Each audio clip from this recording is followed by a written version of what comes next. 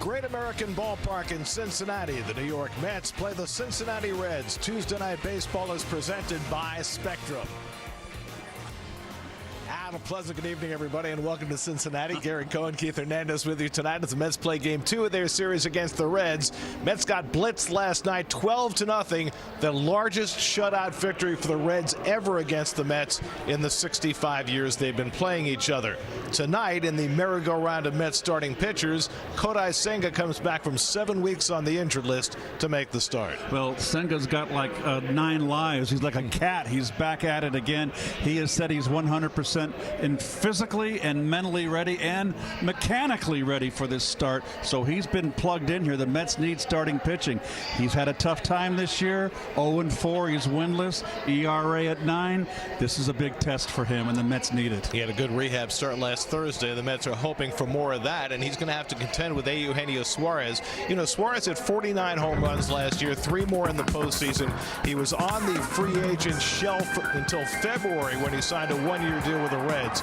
He really broke out last night. Well, this was last year was the second year that he hit 49 home runs. He's had 6 seasons of 30-plus home runs. He's driven in 100 runs 3 times in his career. He's a lifetime .246 hitter. He's one of those dangerous hitters. He strikes out a lot, but boy, you make a mistake and you'll pay the fiddler, and the Mets did last night. Well, the Mets are hoping to hit some home runs of their own against Brady Singer, a guy they've never done well against, but he's given up a ton of home runs this year. Well, he beat him as a Royal, and he's beaten him as a Red last year, and his sweeper has been his most effective pitch, but this year has not gone so well for him. He's only got 2 wins, and his ERA is well over 5. The Reds have lost the last 7 games that Singer has started.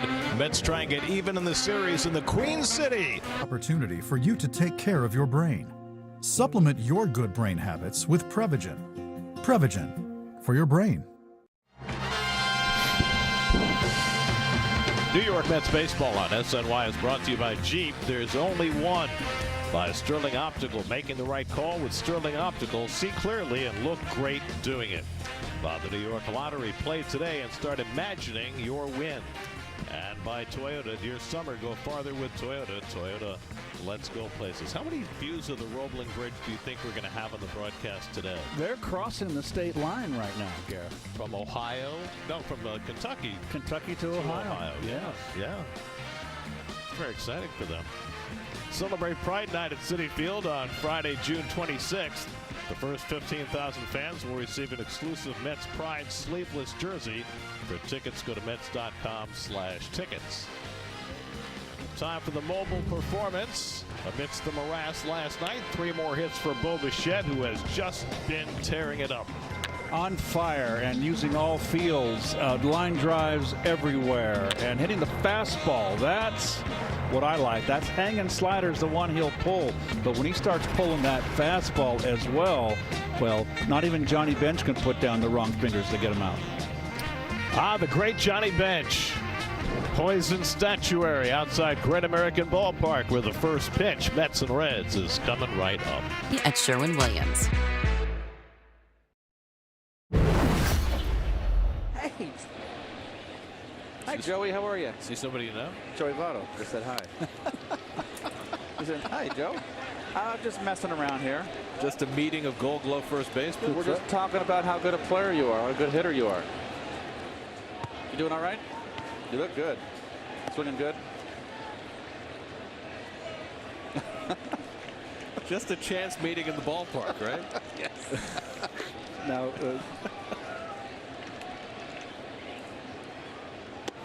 Keith, as the former first baseman and hitter, is having a nice chat with Votto. Me as a pitcher, I'm like, get him in the on-deck circle. I mean, what is he? Look at that view he's getting. He's blocking my view of get him in the on-deck circle. Joey.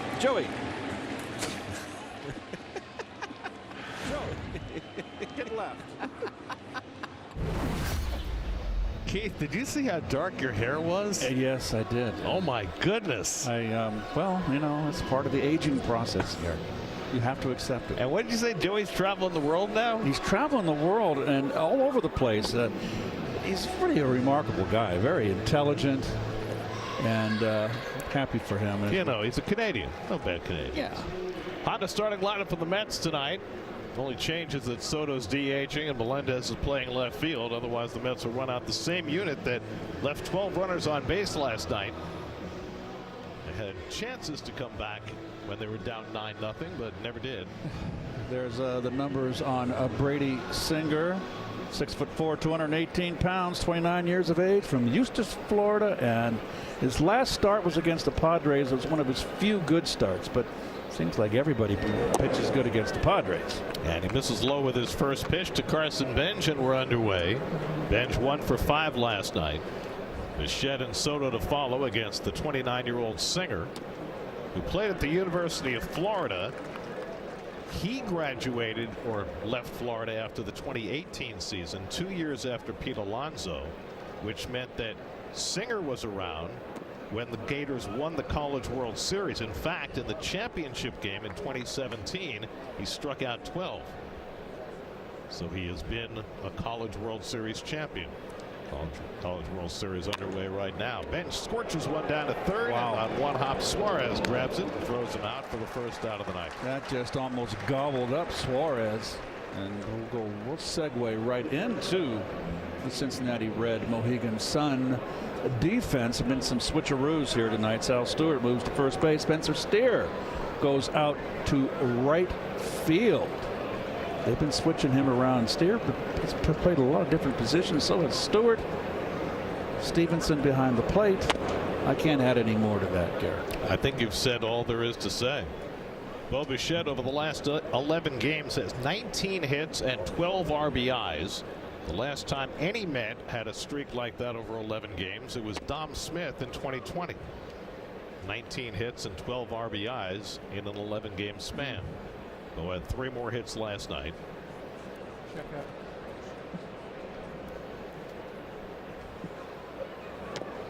Mets had plenty of base runners last night. They had a stretch last night from the 4th through the 7th inning.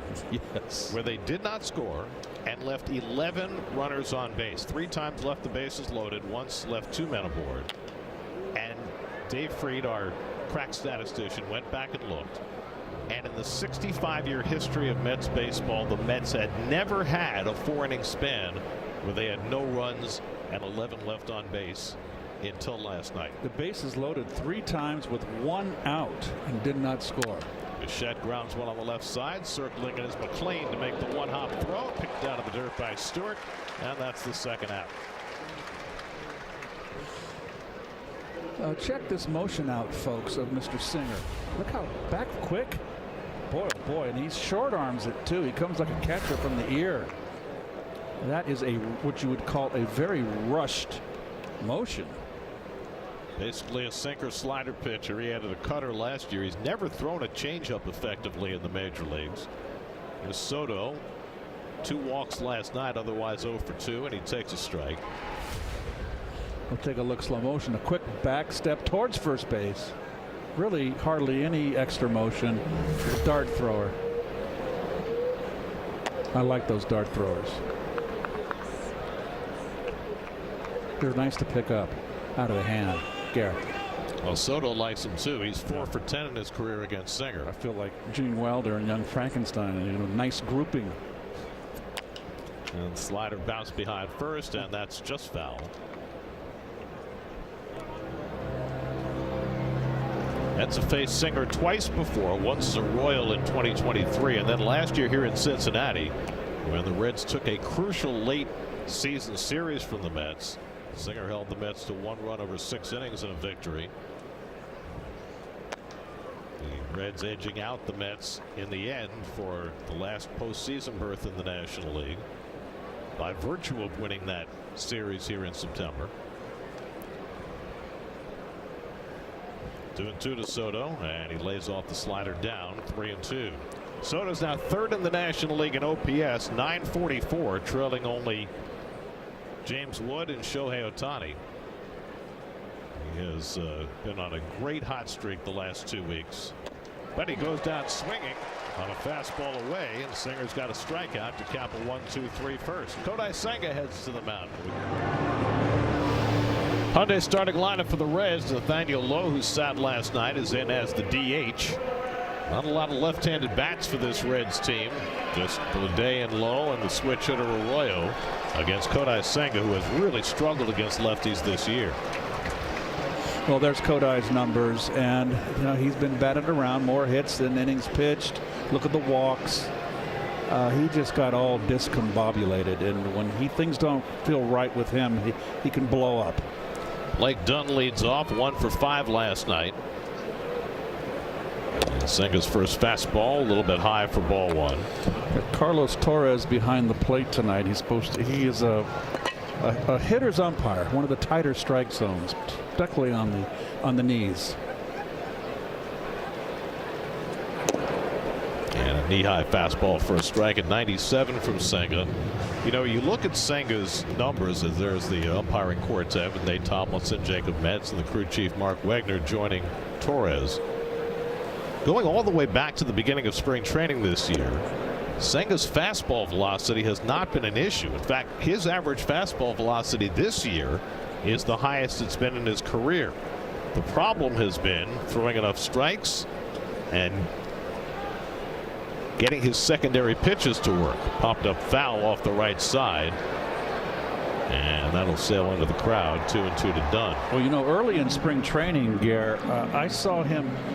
I sat in the behind home plate with Todd Zill, as a matter of fact, and we watched him pitch a simulated game, and he was throwing bullets. Yep. I mean, he came out throwing 97 tonight. That's all he needs. And we were talking with Carlos Mendoza before the game today, and sometimes Senga loves to throw his cutter and he loves to throw his sweeper, but his fastball and his forkball are enough to get people out. 2-2 to Dunn, and the forkball lifted foul down the left side. Senga made a rehab start last Thursday for Double-A Binghamton. 6 innings, only 1 hit allowed. And he told the Mets brass that he was ready to pitch at the big league level, which carried a lot of weight because, he is very particular about being in the right space as far as his mechanics are concerned. The forkball just missed. Alvarez tried to frame it. Senga pitched a really good game against the Cardinals his first time out this year. It was the only game Luis Torrens caught him this year, and then his next 4 starts did not go well. 3-2 to Dunn, and he fouls back the fastball. It's easy to forget just how good Senga was. I mean, look at the career ERA. It's 3.39. Before he hurt his hamstring a year ago June, his career ERA was 2.53. That's how good he had been. Yep. But since then, 6.94. Second half of last year and the first part of this. Inside ball 4, and Dunn is on with a leadoff walk.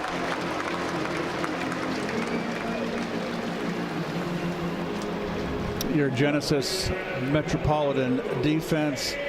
Melendez gets out in left field. Remember, it was a real tough day yesterday with the sun out and the shadows on the eastern. We're on the western side of the eastern time zone.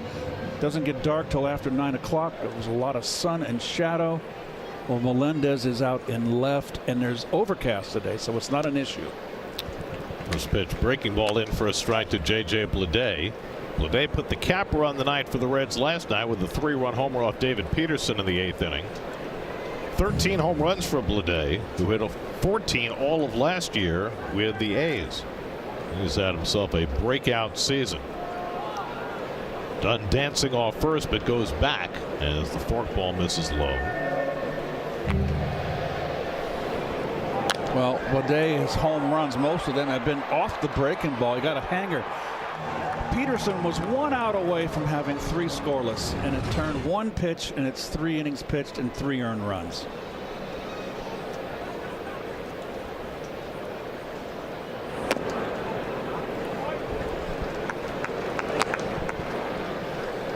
Done with 5 stolen pillows at first, with only caught once. This team does steal bases. He was part of a double steal last night in the first inning. He stole third while Stewart stole second.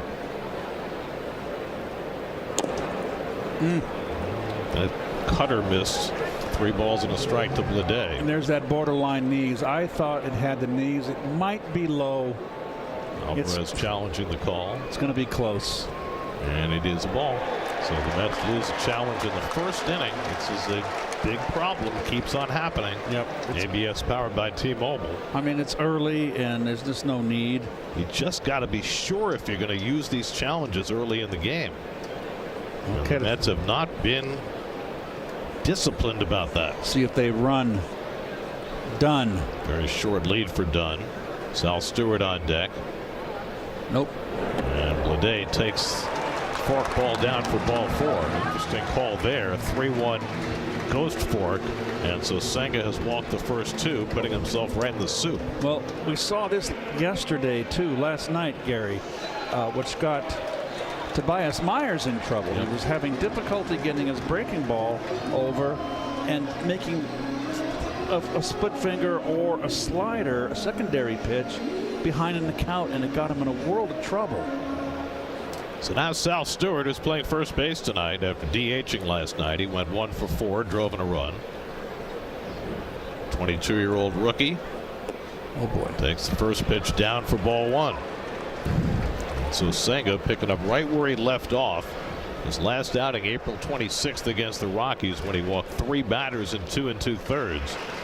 He did not get out of the 4th inning in any of his last 3 starts before he went on the injured list. He's going to have to throw a heater here. You have to throw a bunch of them. And the fastball fouled off. 1-1. Mets are hoping they can get Senga righted, because right now they need him badly. The Mets only have 2 reliable starting pitchers in their rotation, in Freddie Peralta and Nolan McLean, and neither of them has lit the world on fire either. They're the only Mets starters who've made 10 or more starts. The Mets are the only team in baseball that's had only 2 of those guys. Sean Manaea has worked his way back into the rotation. He'll start the series against the Phillies on Thursday. He's got to throw a heater again here. He missed with the splitter. He's not getting it over. Can't walk the bases loaded. He's got to take your chances. In the air, deep left, forget that. That's way out of here. Sal Stewart hits one off the facing of the second deck. His 14th home run of the year. And just like that, the Reds have a 3-0 lead.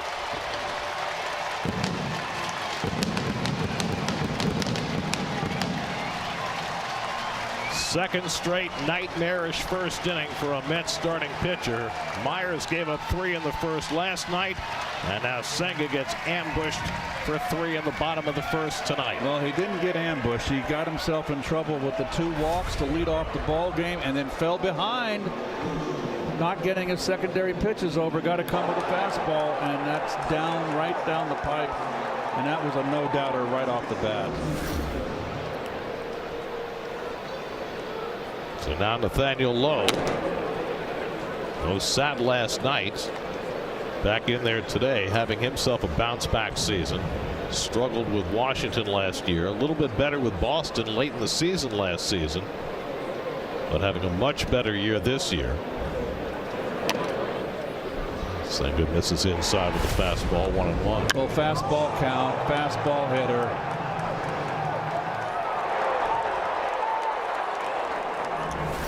14 home runs, 46 driven in for Stewart, who's right there in the National League Rookie of the Year conversation. Ewing coming on, diving, and he takes a hit away from Lowe for the first out. A.J. Ewing showing off his speed and making a beautiful dive, playing close to home here in Ohio, and taking a hit away from Lowe. Top of your screen. Wasn't fooled on this one. Did not break back, did not hesitate. Great jump. And so athletic. Benj and Ewing, just really solid fielders. AJ grew up in Springboro, about 45 minutes north of here. He's got lots of family and friends on hand here today, including his mom and dad. AJ said he never played a game here. He was supposed to play a game in high school, but it got rained out, so he never got to play in this ballpark, but he was in the stands quite a bit as a kid. Eugenio Suarez had the big night last night. He yanks one foul. So AJ getting to show off in front of the home folks. Suarez last night, with his 2-run homer in the first and his grand slam in the second, became only the 3rd Cincinnati Red to drive in 6 runs in a game against the Mets. Pete Rose never did it. Tony Perez never did it. Johnny Bench never did it.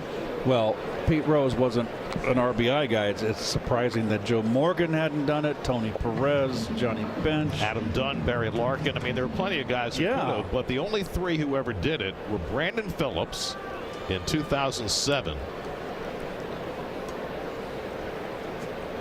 And the one I remember, Joe Randa in 2005. That name rings a bell. Second game of the season, Randa had hit a walk-off home run against Braden Looper on opening day in 2005. That was Willie Randolph's first game as manager. Pedro Martinez started, had a great start. That's at a 2-run lead in the ninth, but Dunn and Randa both homered. And then the second day of the season, Tom Glavine started as Suarez strikes out for the second out. Randa drove in a couple of runs early and then hit a grand slam against Mike DeJean late in the game for his 6 RBI day. And that made Willie 0-2 as manager. And he would wind up going 0-5. I remember. Before the Mets finally won the last game of that opening road trip in Atlanta. Of all places. With Pedro going up against John Smoltz, who I think struck out 15 that day. Right. And Carlos Beltran hitting the go-ahead home run.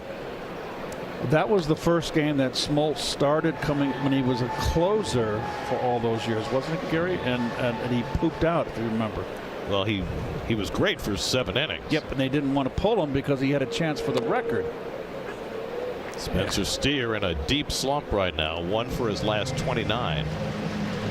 Anyway, Mike Piazza had presented Willie with a cigar to smoke after his first win as a big league manager. Presented it to him on opening day here in Cincinnati, and Mets got swept in the series, and Willie had to lug the cigar with him to Atlanta, where he finally got to smoke it after the Sunday game. I mean, you could imagine if they'd gone home 0-6 in his first 6 games as manager. And he can't challenge. That was a strike, and you can't challenge. That's the problem with wasting one early.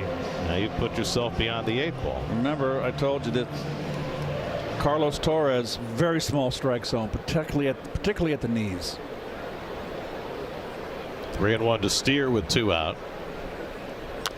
He fouls it away. Senga's made one prior start against the Reds. That was here early in his rookie year in May of 23, and he gave up 5 runs in 5 innings, and Steer had a home run in that game.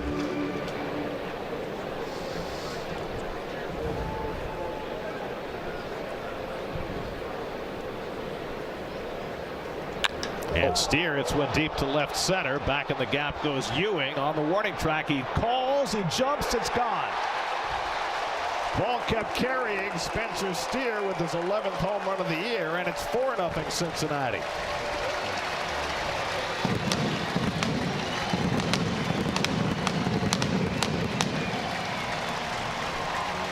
So Steer, who had been 1 for his last 29, it's the 2nd home run of this opening inning for the Reds. That is his 11th.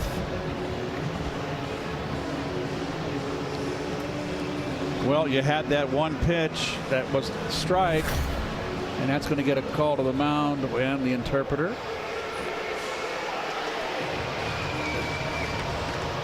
Boy, both home runs have come against the fastball. Senga put himself in the soup by walking the first 2. Stewart crushed one for a 3-run homer. And then after Ewing saved his bacon by robbing Lowe of a hit and struck out Suarez, but here's Steer mired in the depths of a batting slump, and he takes him deep. Ewing really thought he had that ball. Yes, he did. It's a high fence here. He wasn't going to leap up and rob anybody. It's 12 feet high. I don't think he's got that kind of ups. Here's Tyler Stevenson, who was 2 for 4 last night. Starts him off with a cutter, 0-1. There's the first home run to Stewart, down mid-thigh, middle. And here it's more belt high, middle. So down the old Piperoni. That's not going to get a lot of success. Can you get Piperoni in Cincinnati? It's a good pizza.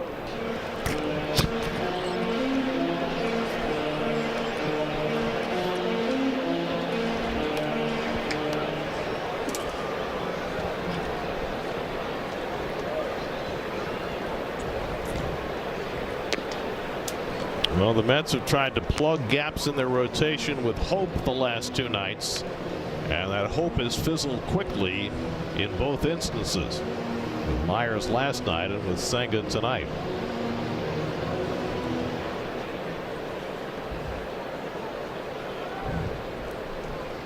The 35th pitch of this opening inning from Senga. And Stevenson lays off that forkball, and it's 2-2. I don't think he's thrown his forkball anywhere close to the strike zone. No, he hasn't.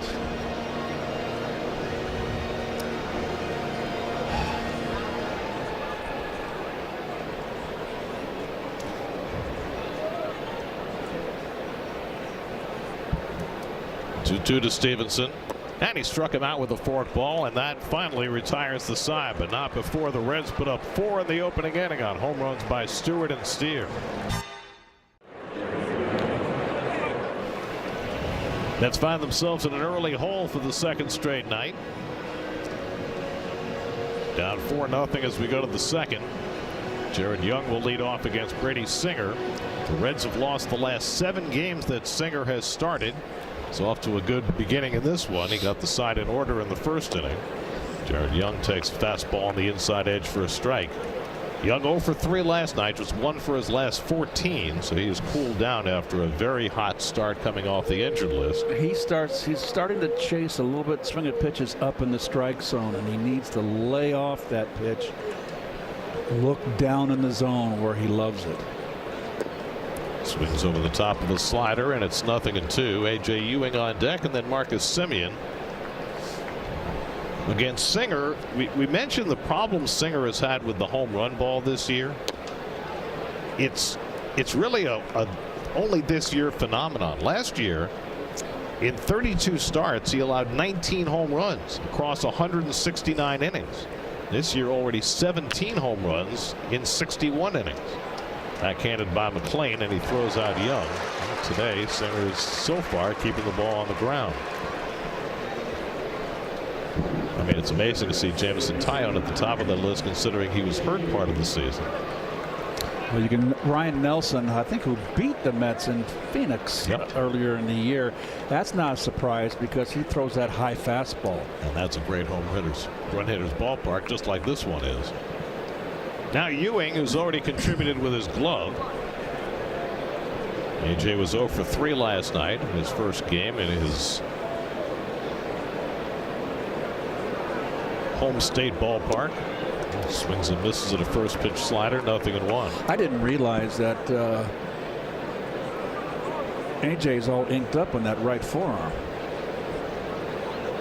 That's some serious ink.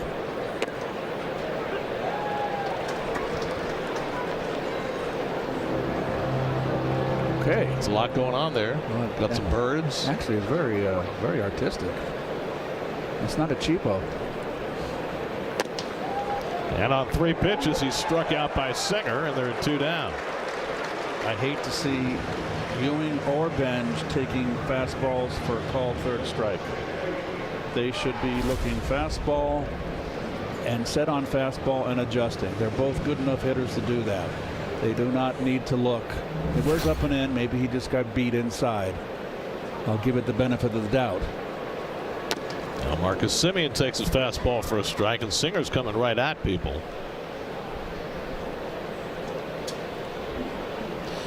And quick. Pitching quick.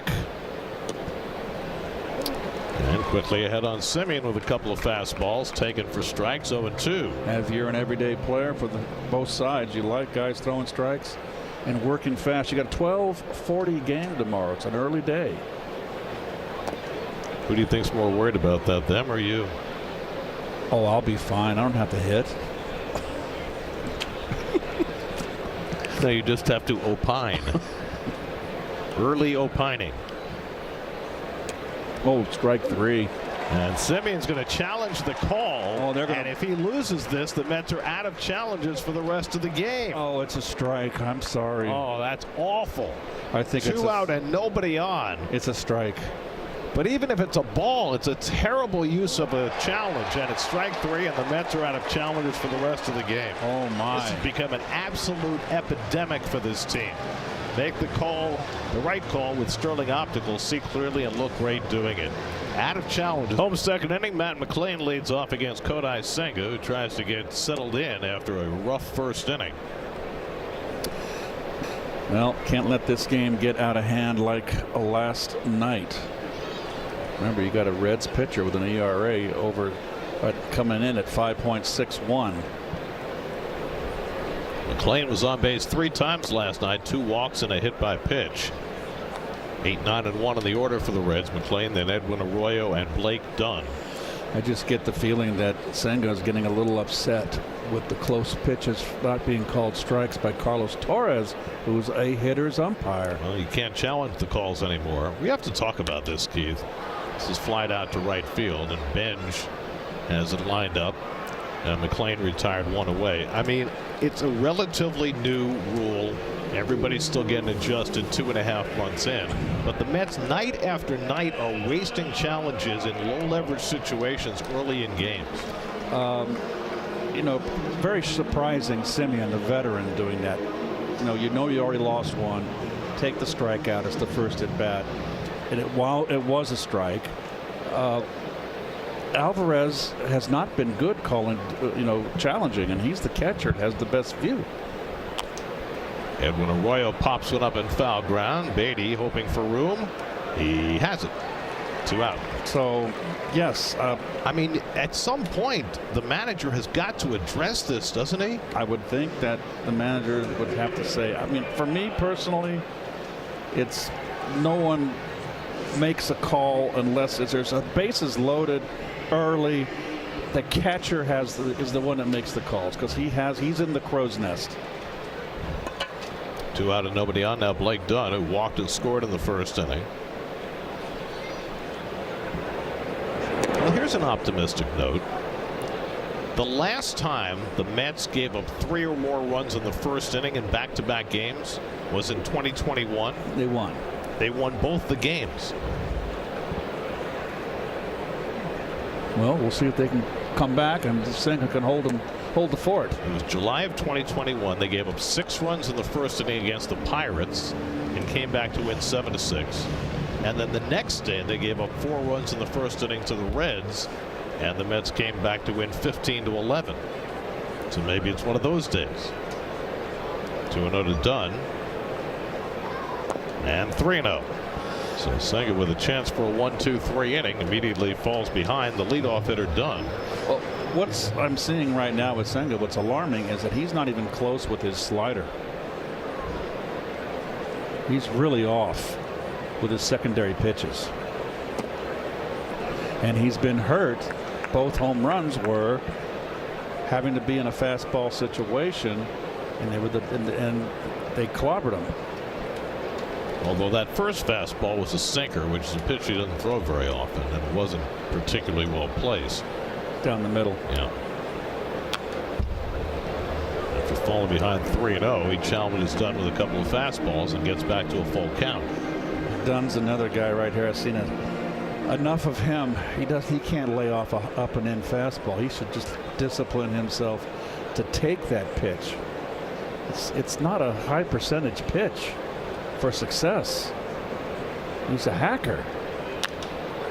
Lines this one toward the right field line. Overcomes Benj to reach out and make the catch. And that retires the side. So Senga responds with a 1-2-3 inning. Still 4-0 Reds. When we see you tonight. Make your favorite Mets players all-stars. Scan the QR code to cast your 2026 Konami eBaseball MLB All-Star ballot daily. Brett Beatty leads off in the third. Takes a strike from Brady Singer, who's been filling the strike zone early in this game.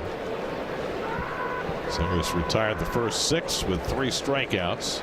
Beatty struck out 3 times in 4 at-bats last night. Oh! He gets hit on the foot by a pitch, and the Mets have their first base runner. That's not the foot. That got him on the ankle. And I thought that's a bad spot. Oh, the slider sure did. He's got the pad there. Yeah, he's still got a little bit of his upper calf. So the Mets have their first base runner, and now MJ Melendez. He shakes out that right leg.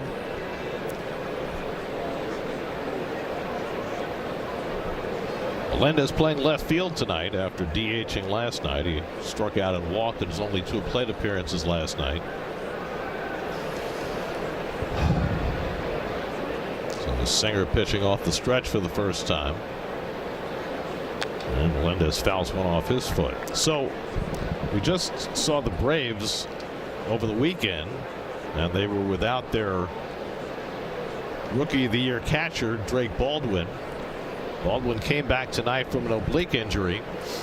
His first at bat at Truist Park, he hit the ball 473 feet to dead center field.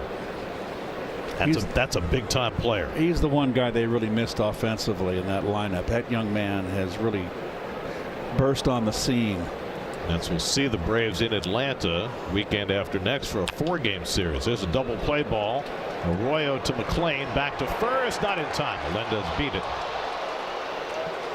Took Arroyo a long time to get rid of that ball, and so the Mets stay out of the double play. It's hard to double up Melendez. He's when he swings, he's leaning towards first base. So he did beat it by a half step. So he's already got like a half a step towards first base. He falls away in his swing, and that's why he has trouble with the outside pitch, Gare. Well, here's a guy who has trouble avoiding the double plays.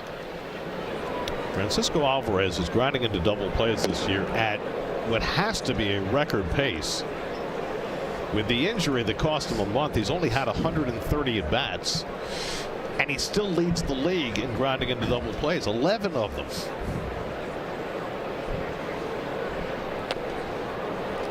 Well, I watched him take BP today, and he had an impressive 5 o'clock BP.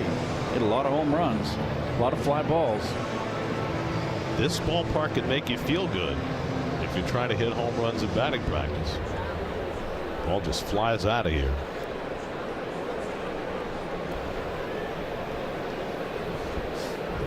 Melendez at first with 1 out. Carson Bench on deck.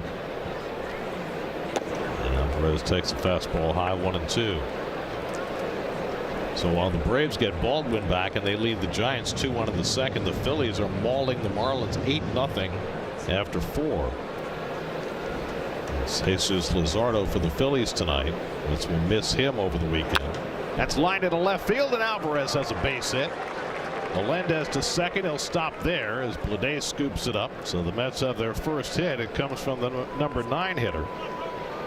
And they have 2 aboard with 1 out. Well, he threw 2 straight fastballs right by him, and then he throws a slider, which I have no comprehension as to why.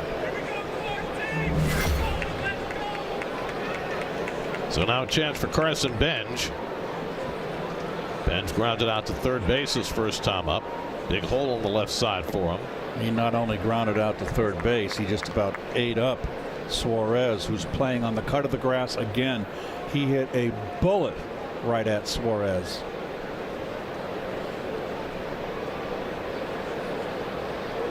And Bench pops one up into shallow left field. In comes Blade to call.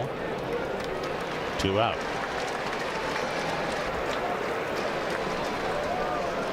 So here's something interesting. The Mets were shut out last night, and they have the same batting order today that they did last night. The last time that happened with the Mets was 12 years ago, 2014, that they got shut out and then went with the same batting order the next night. Well, you've got Singer, lefties, hitting .346 against him. The Mets have every left-handed bat in the lineup tonight, but none of them has had a hit yet. And of those, of the hits, 6 doubles, 1 triple, and 11 home runs. So he's been giving it up. Bichette's been the Mets' hottest hitter. Grounded out to short his first time, and he hits a rocket up the middle for a base hit. Melendez turns third. He'll come in to score the first Met run. Bo Bichette, hotter than a pistol. He drives in the first Met run of the night to cut the Reds' lead to 4-1. First run in the series for New York. Well, he is hitting the fastball, and that's middle in. That's a ball that he's been pushing the other way, and now he's starting to get the barrel out. And these are all just, that's why he's red hot. He's covering it. Well, this is a huge at bat in this game. I know it's only the third inning, but you got a pitcher on the mound who has struggled with the home run ball, struggled against lefties, and you got one of the best left-hand hitters in the game at the plate as the tying run. And Soto takes a cutter inside for ball one. Juan struck out the first at bat on a 3-2 count. He chased the pitch up and away out of the strike zone. He will not do it with men on base now. 15 home runs on the year for Soto. Singer falls behind him 2-0.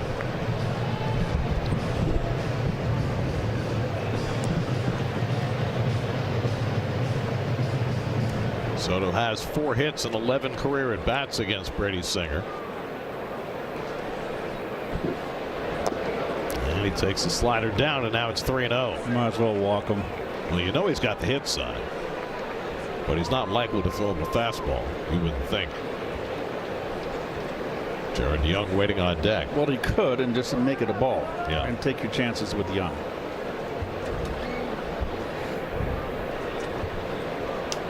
Alvarez at second, Bichette at first. A run is home. And Soto gets a 3-0 slider and takes it for a strike. He's trying to challenge, but nope, you're out of challenge. He wasn't paying attention. It should be like basketball, right? When you're out of timeouts, you get a technical foul. What would the technical foul be in baseball? And there's ball 4, and the Mets have the bases loaded. And Jared Young will get an opportunity. Well, the Mets last night left the bases loaded 3 separate times without scoring a run. Let's see if they can break that spell tonight. The Mets going into last night's game were hitting .327 as a team with the bases loaded, but they went 0 for 6 with the bases loaded last night.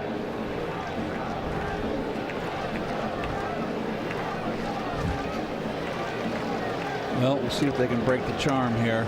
Pitching coach Derek Johnson out at the mound, giving Singer quite a long conversation. 11 of those left on base came in a 4-inning span, which had never happened before in Mets history. The Mets could use a base hit right here, Gary. Big time. Mets have hit 2 grand slams this year. Soto has 1. Bichette has 1. Young has hit 4 home runs this year. Grounded out to short his first time up today. And takes a fastball high for ball 1. Had nothing on that fastball. 91 miles an hour. That's about where he lives. He's walked a batter. He's hit a batter. He's given up 2 hits in the inning. And Young swings over the top of the slider, and it's 1-1.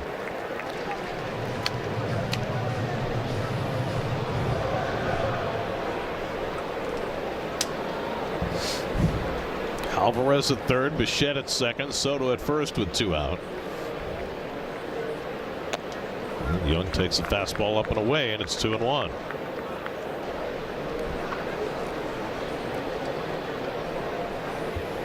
Well, he threw him a 1-0 slider. Is he going to throw him a 2-1 slider? And if he misses, it's 3-1. And he got the fastball in for a strike, and it's 2-2.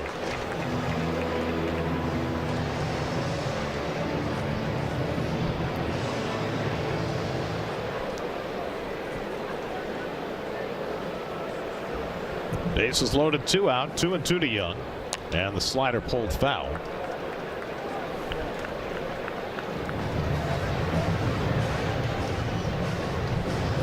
Singer threw just 26 pitches total in the first 2 innings. He's already thrown 23 in this inning. He's only given up the 1 run. Young trying to make him pay for more. And Jared fouls off that slider.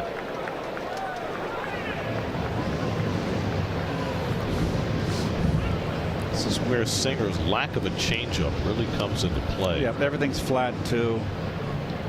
You know, much like Pintaro last night.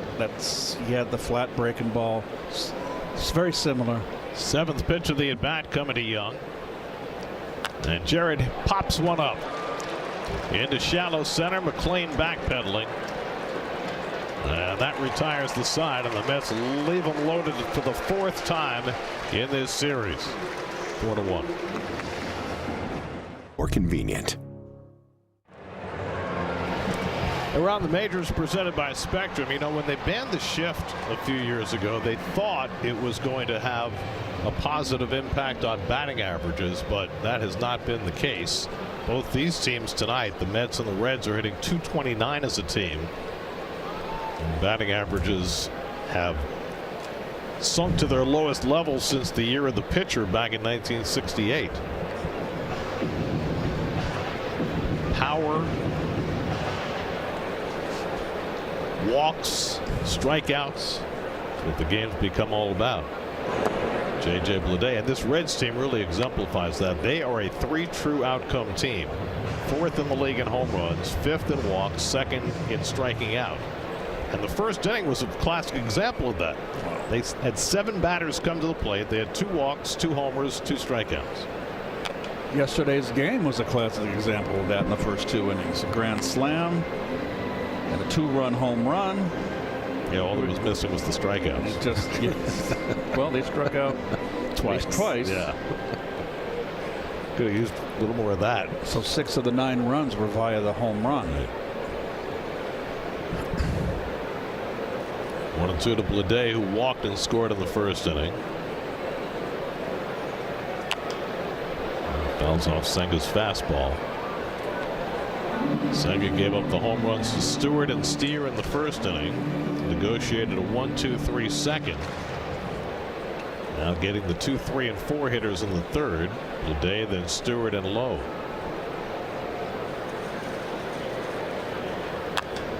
Fly ball center field. And Ewing's right there. 1 out.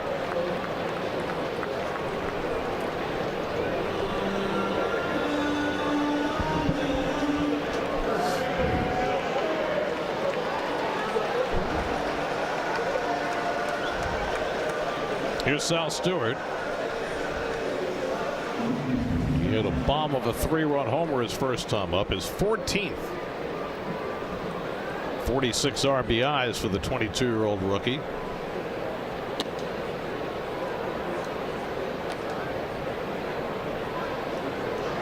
Stewart, a Miami native who was a first-round draft pick by the Reds in 2022, made his debut late last year, hit 5 home runs late in the season. He is a legit power threat. Got a little like a sinker right there, and it was just right down the middle. Jumping for joy. Almost took out his teammate. This sinker really, his splitter is just non-existent.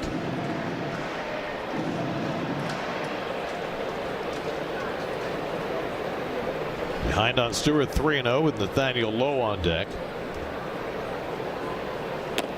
And Stewart takes ball 4. That's the 3rd walk given up by Senga. He's now walked 16 batters in 22 1/3 innings this year. That just will not work. Even in his successful season, his rookie year, when he was second in the Rookie of the Year balloting, his first half last year, even when he's been successful, he's been a high walk pitcher. Right around 4 walks per 9, but this year it's more like 6 walks per 9. And now Lowe takes a fastball inside. Tight strike zone. Carlos Torres living up to his reputation, but he's consistent. Lowe hit a liner to center field, and Ewing made a tumbling catch to rob him in the first inning.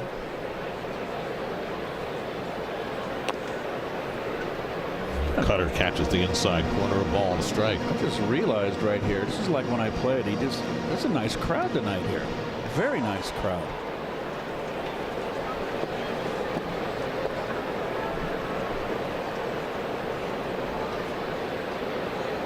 I just think they all came to see you. Oh yeah, right. You know, when I was a player, you know, you get so used to playing, particularly in the 80s and At Shea, we fill it up. You didn't pay attention to the crowd, and all of a sudden, like in the 4th or 5th inning, you'd look up and go, "Oh my goodness, we're playing in front of a full house." Popped up this way. Right below us. Arms were not quite long enough to reach that one. Well, what I did notice about the crowd tonight, and it was the case last night too, but it's a bigger crowd tonight, is that they're very late arriving. And, you know, that's a function of the ballpark being downtown. Folks can go out to dinner and then walk right over to the ballpark.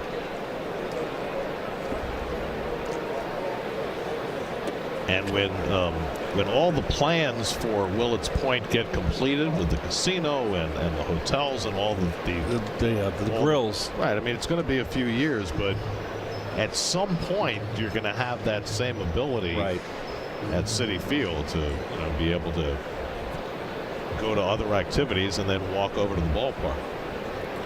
3-2 with one out. Stewart at first is running, and Lowe grounds one foul.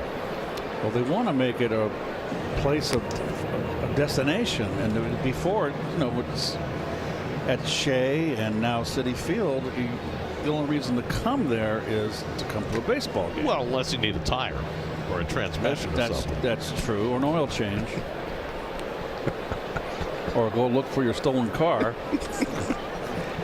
I'm going to tell you a story in a second.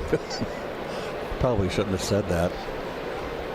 Stewart runs again. Lowe fouls it off again. So it was one of my first years working for the Mets after I took the radio job, and I was driving out of the parking lot at Shea Stadium, and I noticed I had a flat tire.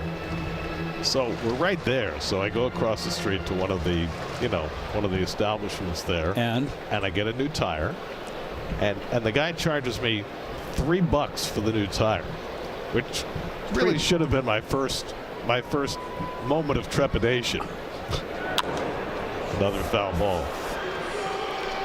I did not get home before that tire was obliterated. Well, he should have charged you a normal price and ripped you off. Well, $3. I guess he didn't get ripped off. I guess they knew that it was not a tire that was really up to snuff. Needless to say, I have not patronized those establishments anytime since over the last 30+ years. Ninth pitch of the at-bat. Stewart's been running on each 3-2 pitch. He runs again, and Lowe fouls it off again. So Stewart's getting a workout running between first and second. And you noticed after that pitch, Senga's getting a little frustrated. I don't like the body language right now. He's been squeezed with a tight strike zone a little bit. No, I mean, he was successful in his last rehab start, but he's not facing Double-A hitters tonight.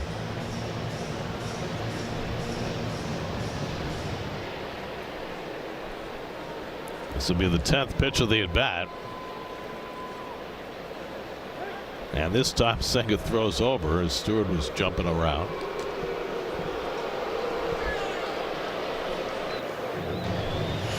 Stewart stole a base last night. He's got 11 for the year, which is pretty good for a guy who's not all that swift.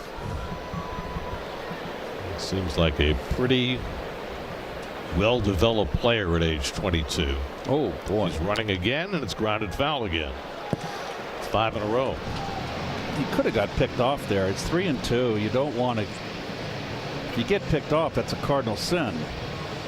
Well, I see what you're saying about the body language for Senga. He is just dragging himself back up the mound after each pitch. He looks tired.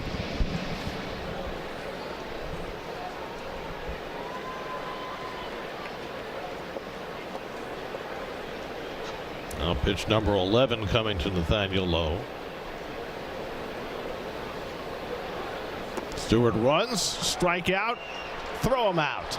Double play, side retired. Good fork ball by Senga. Perfect throw by Alvarez. 2-6 on the caught stealing, and that does it. At a great price. IKEA, dream the possibilities. Fourth inning, Mets down 4-1. A.J. Ewing leads off against Brady Singer. And Ewing takes slow ball 1, and we head downstairs to Steve Gelb. Steve? And as you guys have mentioned, A.J. Ewing, the local kid, he grew up a big Cincinnati Reds fan, and his guy, of course, was Joey Votto. Absolutely loved watching Votto play. And you look at the two of them, you can see some similarities in the plate discipline for sure. So I asked Ewing if he tried to emulate Votto at all, and he said, listen, if you grew up watching Joey Votto, I think you could put Joey Votto at bats on in a nursery, and those babies would all grow up emulating Joey Votto because of his intensity. He said that's what it was for him. Not so much the plate discipline. It was the intensity, the fact that he never gave up an at-bat, no matter what the score was, the situation, never gave up a pitch. And A.J. Ewing, from a young age, always tried to emulate that aspect of Votto's game.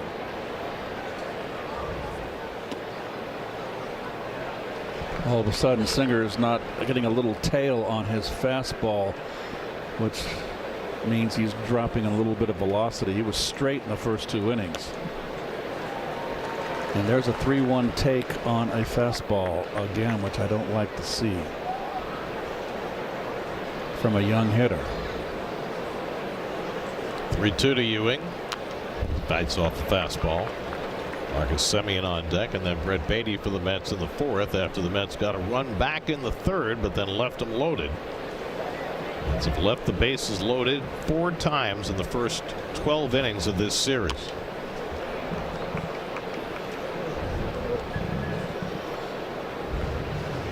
Joey Votto was an MVP, a 6-time All-Star, a Gold Glove. Oh, he lost his 300 batting average. Yeah, but look at the OPS. Oh, wow. 920 OPS. Led the league in walks 5 times. Yep. He was very much criticized, much like Ted Williams was criticized, because Ted Williams wouldn't go out of the strike zone. Neither would Joey. And the criticism with Williams was, well, you're the big bat. We needed you to drive in the runs. The same criticism was sent Votto's way. Ewing draws a leadoff walk, and so the Mets try and get it started again in the 4th. Second walk given up by Singer. Well, Joey Votto, very much a modern-day player in that on-base percentage is king. I think there's a much greater understanding of that now than there ever has been before. There's Marcus Semien, who took a call 3rd strike his first time up. I think Singer is ripe for the picking, Gary. Semien takes a slider for a strike.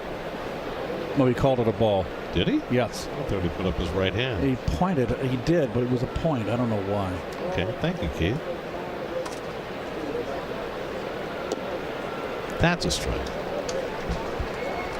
Yeah, we're 1-1. Well, you're going to get a fastball from this guy.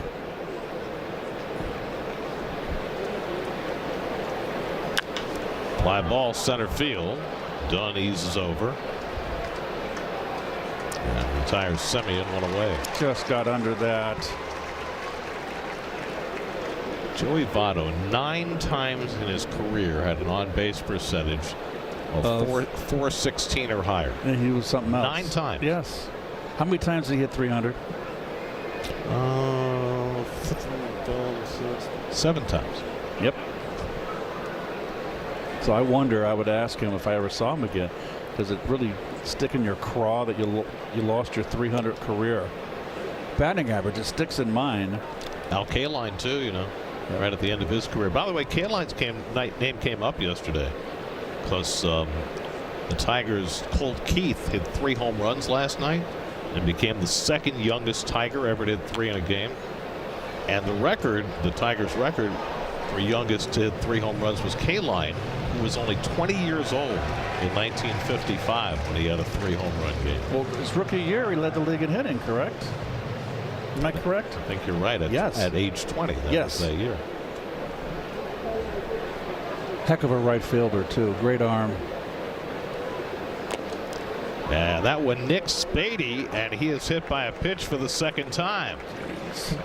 How's that happen? Didn't make much of an effort to get out of the way, but the Mets will take it, and they've got 2 men on. I would be PO'd. Stuck his elbow right into that. Yep.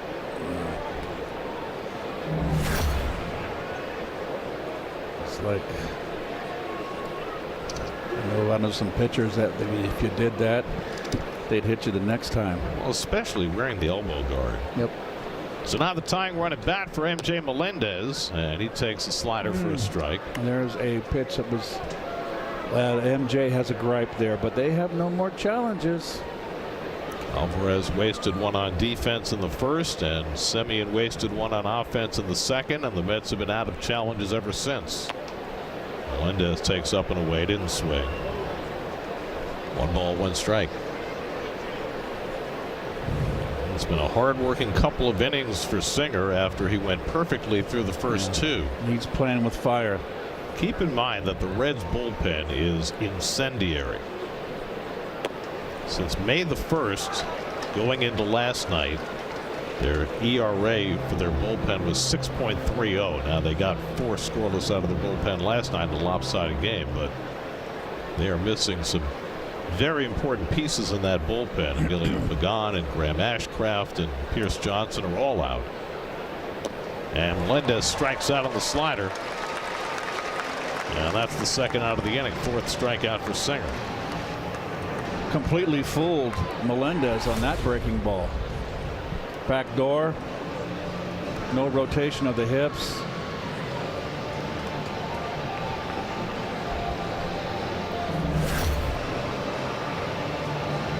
So we came into the game talking about how the lefties have been dominating Singer.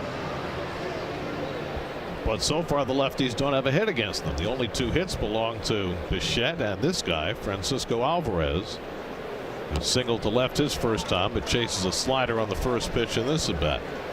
He got a slider to hit his first time up and hooked it into left field. Ewing at second, Beatty at first with 2 down.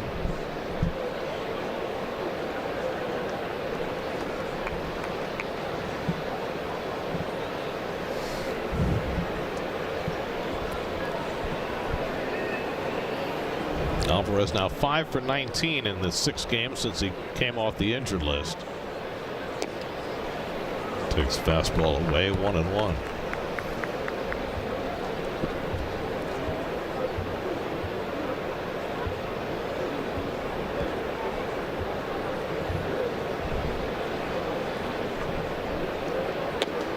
Swings and misses at a fastball inside, and it's 1-2.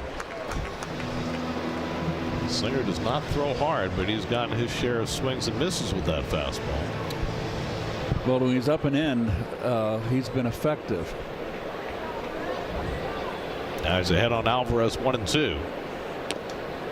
Tried to get him to bite at the slider, but he held in time. 2-2.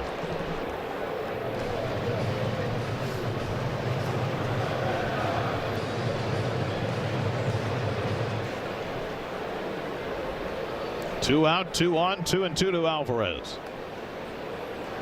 And the slider low and away. Stevenson stops it, but now a full count, and that'll put Ewing and Beatty in motion. You got Benj in the on-deck circle. This is the man you want right here in Alvarez. Alvarez tying run at the plate, 5 home runs on the year.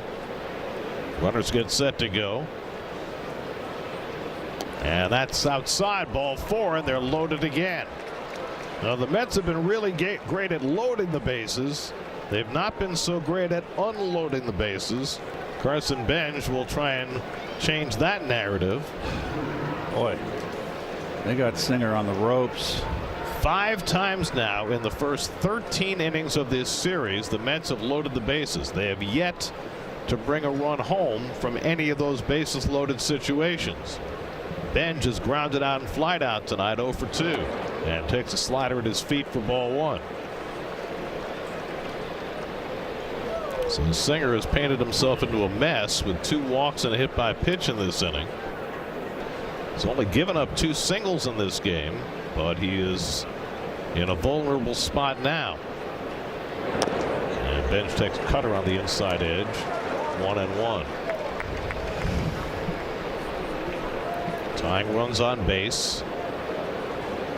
Mets were down early in this game for a second straight night after the Reds scored 4 off Senga in the first. Benj takes a fastball upstairs, and it's 2-1.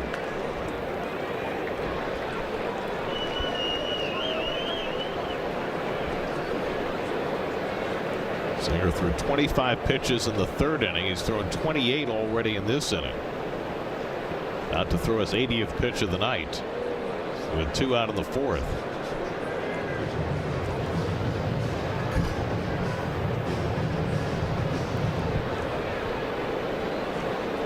You know that Tito wants to go as far as he can with his starters, with as bad as his bullpen has been. Bench with a check swing foul. 2-2.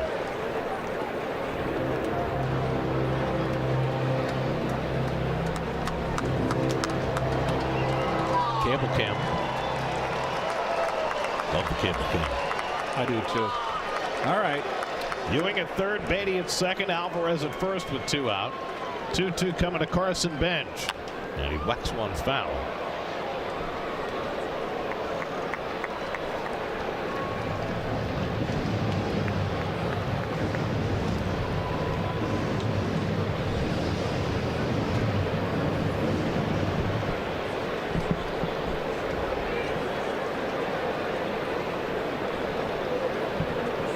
Again, the 2-2.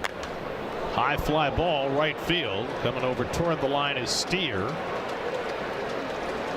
And he puts it away to retire the side. And the Mets, for the 5th time in this series, leave the bases loaded.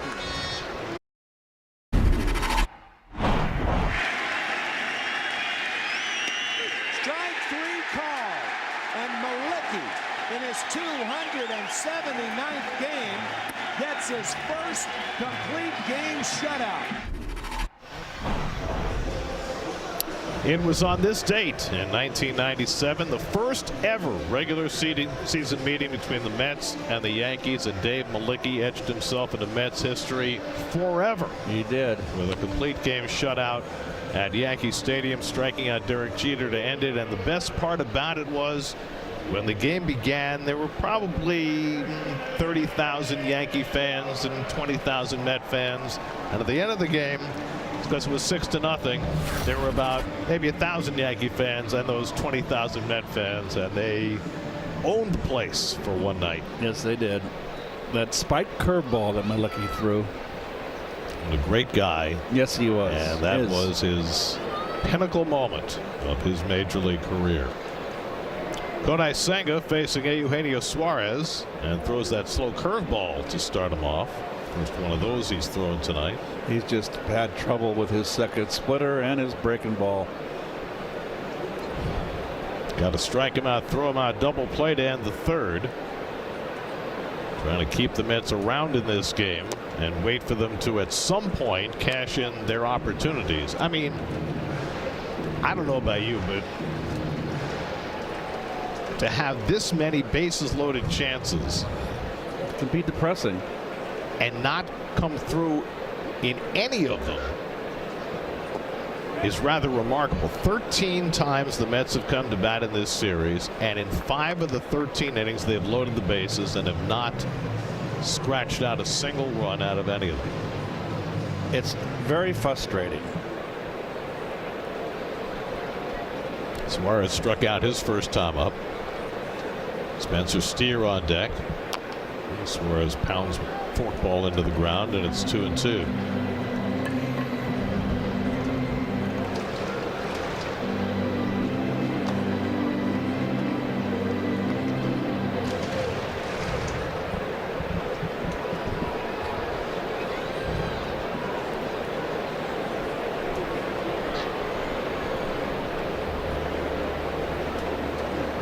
And Suarez goes down swinging on the fastball, and that's 4 strikeouts for Senga. Fastball beats him.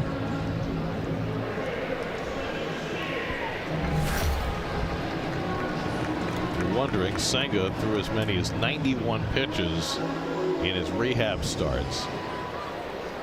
Had a high pitch count of 92 in the big leagues this year. Looked a little gassed in the last inning, but he had a lot of time to recuperate in between innings with the Mets once again loading the bases. Yeah, well, Singer has 82 pitches through 4 innings. And they'll probably try and squeeze one more out of him. Well, he's going to have to do it with the top of the order: Bichette, Soto, and Young. Steer bounces one foul down past Willie Harris, the Reds' third base coach, former Met.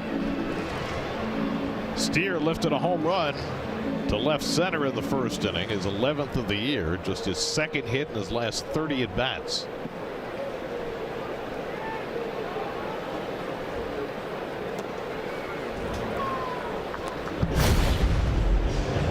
Well, got a fastball count, and that ball was above the belt, middle.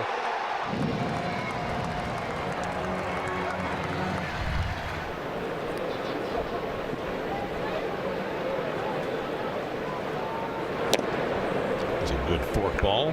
2 balls, 2 strikes.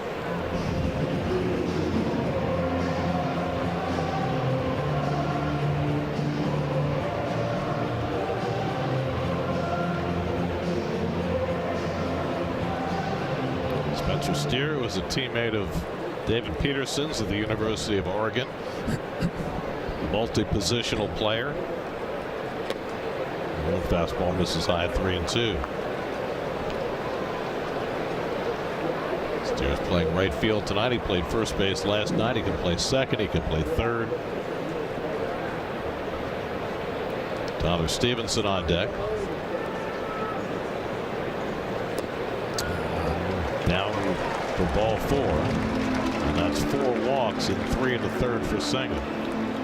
His splitter is it looks like he's coming across his body. He's missing in the dirt and on the outside corner to right-handers. And there he is trying to maybe tuck his shoulder. I don't know mechanics, but he is consistently missing with that pitch in that area.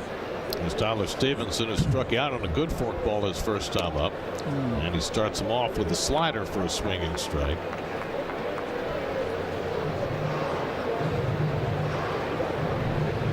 Stevenson had 2 hits last night, 2 hits and 3 career at bats against Senga.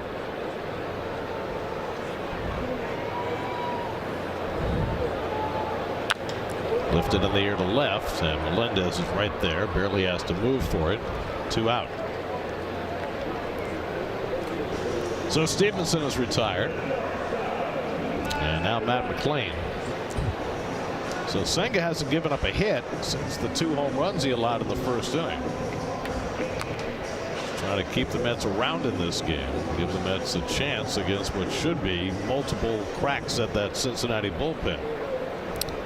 McLean flied out to right his first time up. He's been playing shortstop with Ellie De La Cruz out of the lineup with a hamstring injury. McLean came up as a shortstop in 2023, and he looked like he was going to be a star. Yes, defensively, had a great offensive year, but then he hurt his left shoulder and missed all of the 2024 season. And he's never quite gotten back offensively since then.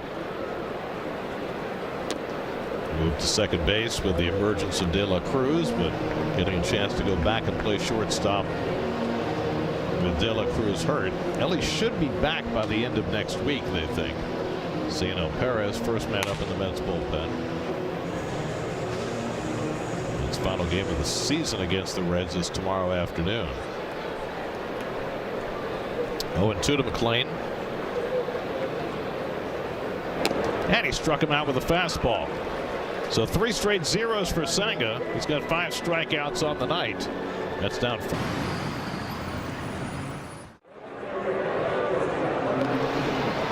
Fifth inning, Bo Bichette leads off for New York, your blue moon bright spot. Bichette these last 12 games, including his 1 for 2 tonight. He is just tearing it up. Drove in the Mets run with a single to center field in the third.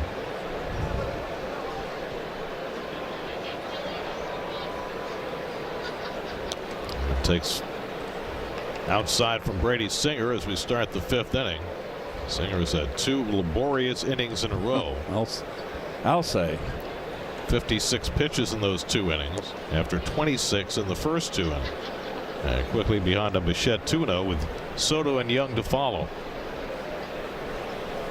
really playing the left side of the infield. And a little floater into center field, and Bichette's got himself another hit. And jammed a little bit by that sinker, but dunks it into center for another multiple hit game. That's just good hitting right there. That was a good pitch. Fastball running in, and he just brings his hands in and muscles it out. That is good hitting.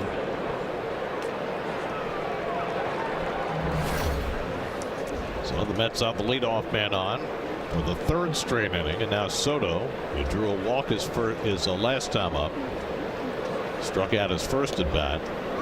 Takes an outside corner fastball for a strike. Outfield straight up except left field down the line. The Reds bullpen is still quiet. Soto got a big cut of that fastball and fouled it back 0-2. Playing on the pull on the infield. Looks like Sam Moll might be getting ready to start warming up. Left fielder tugging the line, giving that gap in left center field.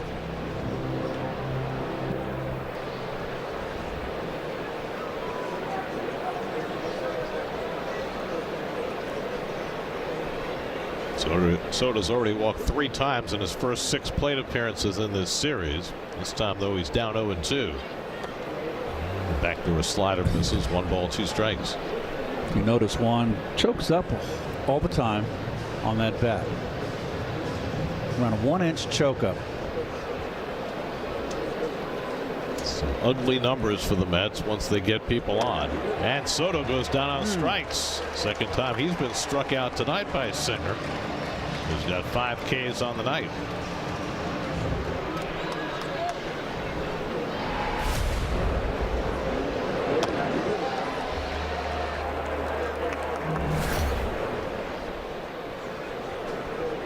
So 1 out and 1 on. Now Jared Young was grounded out and popped up. Pop-up came with the bases loaded to end the 3rd inning. By the way, Bo Bichette with his 2 hits tonight now has 5 consecutive multiple hit games. Red hot. Go up and rub yourself on him. Rub those hits off, or give me some of those hits. As chilly as he was the first 2 months. That's hit toward the middle, backhanded by Arroyo. The glove flip for 1. The relay by McLean for the double play. Edwin Arroyo starting the 4-6-3 double play with the nice snag and glove flip to get Singer through the 5th. Beautiful double play. Steve Gelbs joins the show. Which show is that? I thought he was on our show. Anyway, he's going to discuss the state of the starters. Plus, Joe talks with Mets prospect Jonathan Santucci on the latest episode of the Mets Pod.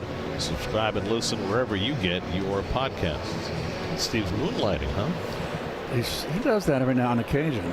Cionel Perez out of the Mets bullpen after Kodai Senga went 4 innings in his return to action.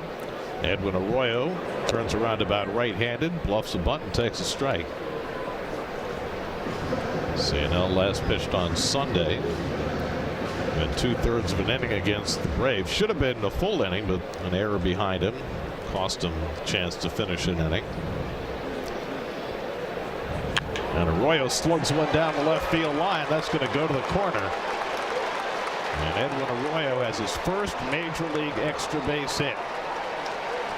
Comes in his 33rd at bat. He had 7 hits before this, but now his first double.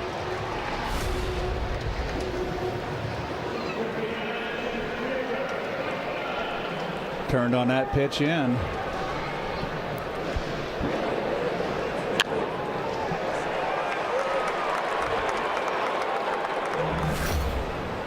Now Blake Dunn, corners pinch in against him.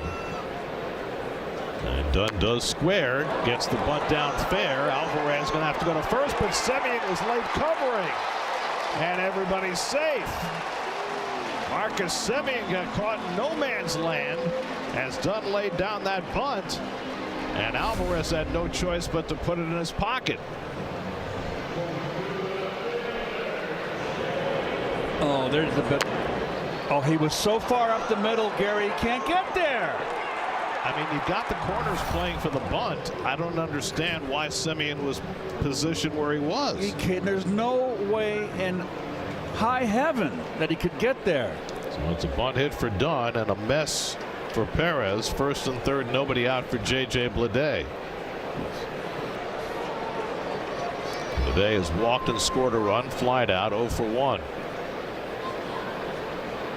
Wow, that is, you can't play up there like that on a potential bunt. You got a team that's struggling for runs, even though they scored 12 last night. Francona bunted early in the game, had someone bunt early in the game last night. And Dunn is a guy who bunts for hits a lot because he's not a great hitter. He's a speed guy, a defensive player. Well, that's just sleep at the switch is what it is. It's a mental error. Let's have the infield back at double play depth, down 4-1 in this game. They'll concede a run to try and get a double play. And, you know, that's an interesting concept at this point of the game in the 5th inning. It means, I think, that the Mets feel as though they can score a lot of runs against the Reds bullpen, but well, you certainly hate to concede a run here. Already down by 3. Yeah, but you're down by 4. You've got 4 more cracks at this ball club. And I'm sure that's what they're thinking, that you know, that bullpen is vulnerable. If you bring the infield in, it leaves yourself open for a very big inning and the game getting blown out. But it is left on left. Today golfs one foul. It's an interesting call either way, you know. I would play it back. I would play it this way. If you wanted to do one thing, Beatty's playing back. You can left-hand hitter. You can play in at the corners. You're already automatically playing into first base because he's holding the runner on.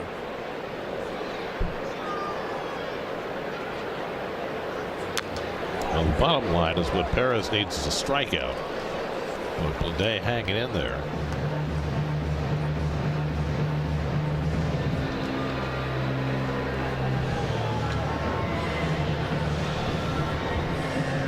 Bleday had the 3-run home run last night on a hanging breaking ball from David Peterson. It's his 3rd home run against a left-hander this year. Chops this one over the head of Young, and that's a foul. Oh boy, that would have been big trouble.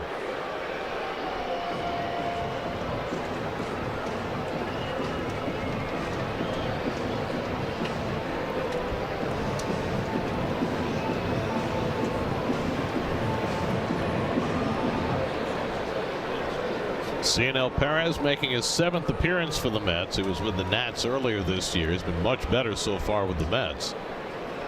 Trying to work out of a jam here. Now Bleday takes fastball down, 3-2. Sal Stewart has already hit a home run tonight. Is on deck. Well, I don't think you're going to run Dunn here because you don't want to strike him out, throw him out. He can steal a base, though. A left-hand pitcher, I'd hold him, Gary. Doesn't have a big lead and not running, and Bleday went around in the half swing for strike 3. So Perez gets the strikeout he needs, and that's the first out of the inning. Well, he's 1/3 of the way home. Now he needs a double play grounder. Slider. Couldn't lay off. Ball 4. Stewart launched a 3-run homer off the front of the 2nd deck in the 1st inning, and then he walked and was caught stealing in the 3rd.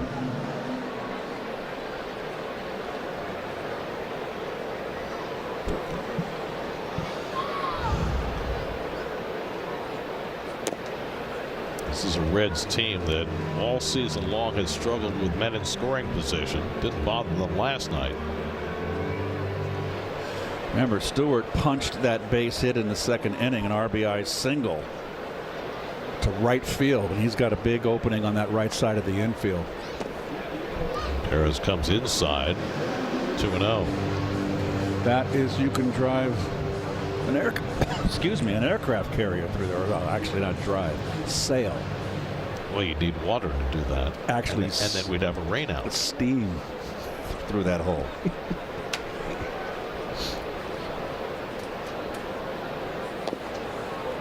Curveball bends in for a strike, and it's 2-1. Here's Spectrum high-speed hitting. The Reds in this series have been terrific with runners in scoring position, but not so much for the year. Last in the majors.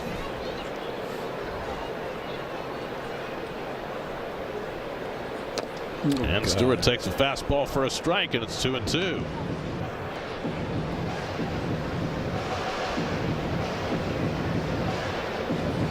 Was he adjusting his helmet, or was he trying to challenge the call? No, he was adjusting. You can never tell. You got to tap it, though. Got to have a different signal somehow. Everybody should have a buzzer in their pocket. Why can't it be a verbal? Because then you won't know. Only the umpire will know. I don't need to know. Oh, yes, you do. 2-2 to Stewart, and he lines a base into the left field, and that'll bring in a run. Arroyo comes in to score. 4th RBI of the night for Sal Stewart. He continues to produce in his rookie year. And the Reds tack on a run. It's 5-1. Slider. He took a 2-1 fastball after taking a 2-0 slider, and then a 2-1 fastball he took, and then he jumped on the slider there. So it kind of shows me he was looking for that slider all the way. Now we get a pinch hitter. Dane Myers will bat for Nathaniel Lowe to give them a right-handed bat against Ciano Perez.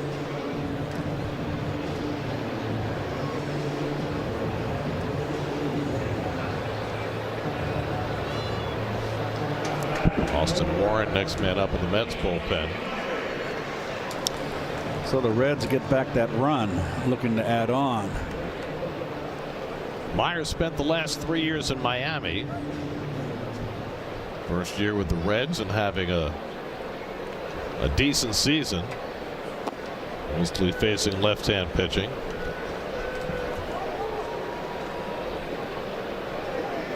.30-year-old out of Rice University. Good defensive outfielder. Batting for Lowe in the DH spot.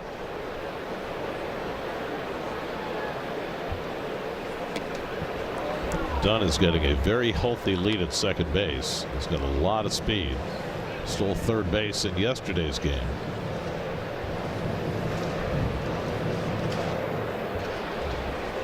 In fact, he and Stewart pulled off a double steal, and those are the same base runners out there right now.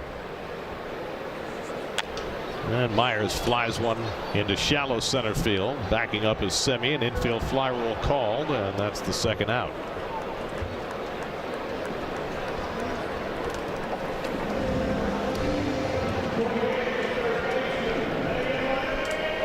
So 2 out and 2 on. With a run home here in the 5th. And here's Eugenio Suarez, who was up twice, struck out both times against Kodai Senga. Senga threw 82 pitches over 4 innings, gave up just 2 hits, but they were both home runs. 4 runs, 4 walks, 5 strikeouts. All the runs came in the first inning. And runs by Stewart and Steer. And Perez couldn't get the breaking ball on the back door, and it's 1-0.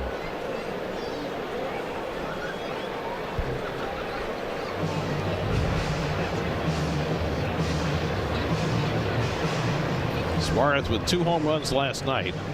Now has 332 in his major league career. Now in his 13th season.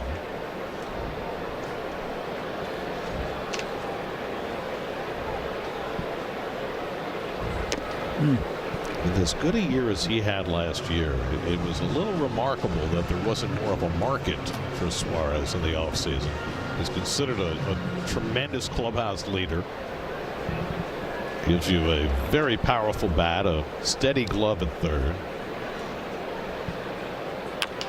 Chops one toward the bag. Beatty's got it, steps on third. That's the force play that retires the side. Or does it? What, did it hit off his foot?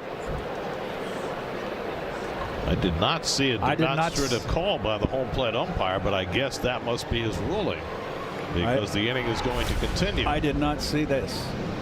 And it might have gotten his toe. Now I'm not seeing any wincing. I didn't see. Oh, there it went. I didn't see Carlos Torres make a call. Did you? No. And that's the home plate umpire's call. Is it a late call? Yes. Oh, he's wearing a mouthpiece too. Sure, you don't want to lose your teeth for your job. Wow, I don't know. No. I mean, usually the umpire will throw his hands straight up in the air to signal foul ball. But Carlos Torres never did that we can see. Nope.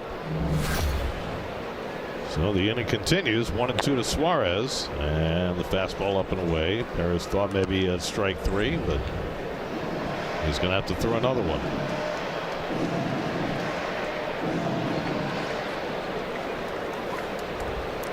Two out, 2 on, 2-2 to Suarez. Jammed him with that one. He fouled it off.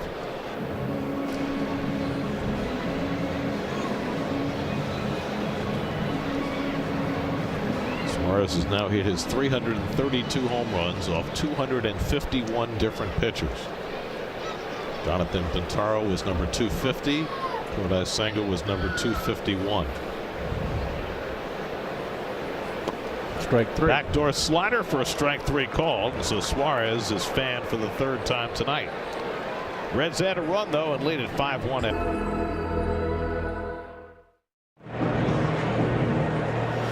Broadway's greatest stage is about to host a Knicks celebration 53 years in the making. SNY's NBA insider Ian Begley and our team of analysts will have the parade route covered from every angle. The putback Knicks championship parade Thursday at 10 a.m.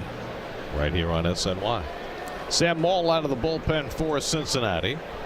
A.J. Ewing leading off in the 6th inning. Mets down 5-1. And Maul's first fastball is in for a strike. 0-1. Sam Maul now 34 years old, in his 4th year with the Reds.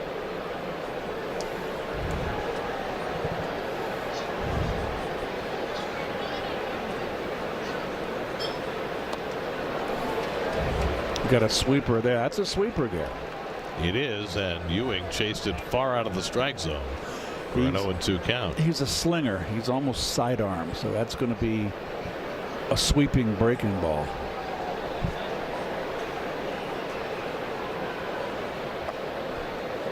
Ewing, then Semien and Beatty against Maul after Brady Singer sewed up 5 innings through 91 pitches, 1 run, 3 hits, 3 walks, 5 strikeouts.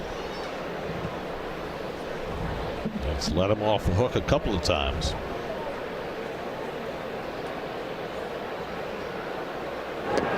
Ewing wouldn't chase that sweeper. 2 balls, 2 strikes.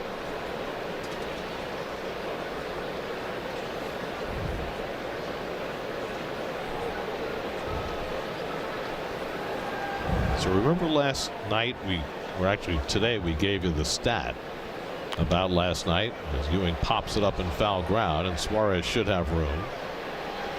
And he's got one away. We told you that the Mets had never had a 4-inning span before last night where they left 11 runners on base without scoring. Well, you're adding on to it. We got another one. The Mets have had 8 at-bats with the bases loaded. 8 plate appearances with the bases loaded the last 2 nights and not scored in any of them. They had never done that before in a 2-game span in their history.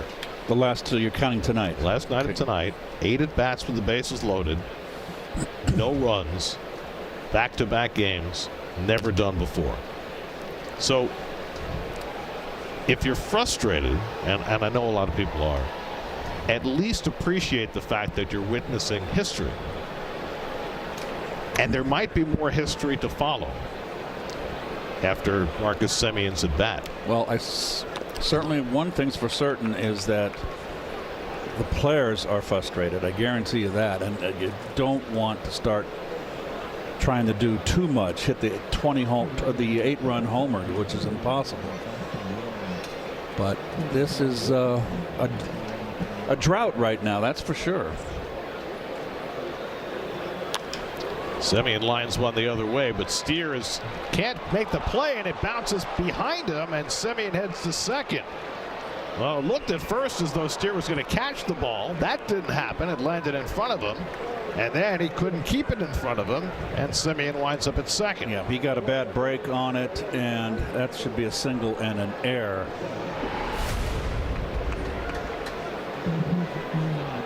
And it'll be exactly that, a single for Semien, and E9 moving him to second base. Well, he got a good break. He just pulled up. So I mentioned that you might see more history right now. Okay. So Brett Beatty's been up twice. He's been hit by a pitch each time. The Mets have never had a player get hit by 3 pitches in the same game. Never. I can believe that. Not even with Ron Hunt. Not even Ron Hunt. Not even Pete Alonso, who was hit by more pitches than anybody in Mets history. Or Brandon Nimmo, who's second on that list. Call strike to Beatty, 1-1. Beatty got hit on the ankle in the 3rd inning, and he got hit on the elbow pad in the 4th inning.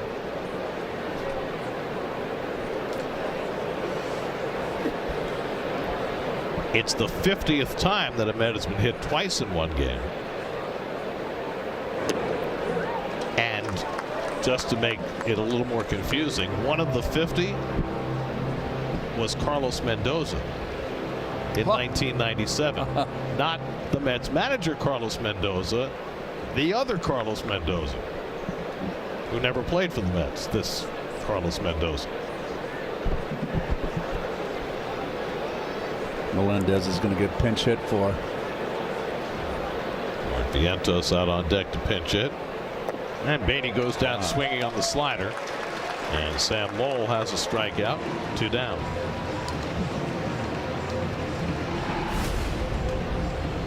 Well, I got to believe right there that Beatty just didn't pick up the ball out of Maul's hand because he chased 2 bad sweepers.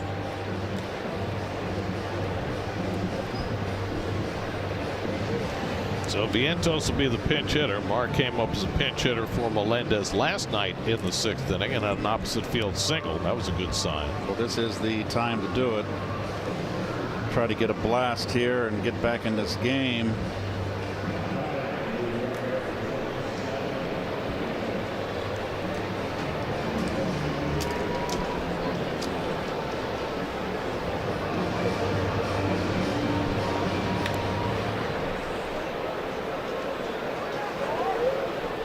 Mottled sky above Cincinnati.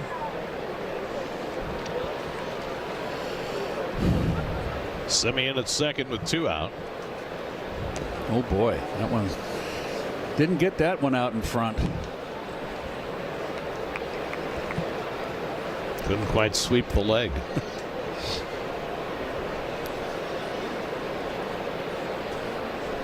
One thing that's been noticeable from Mark the last couple of days is that he's been a little more selective. He was going through a stretch for a couple of weeks there where he was just swinging at everything, and he seems to have calmed that down a bit. Try to get himself back on a positive streak. The opportunities have been fleeting because the Mets haven't faced many lefties, but they will face a lefty starter tomorrow.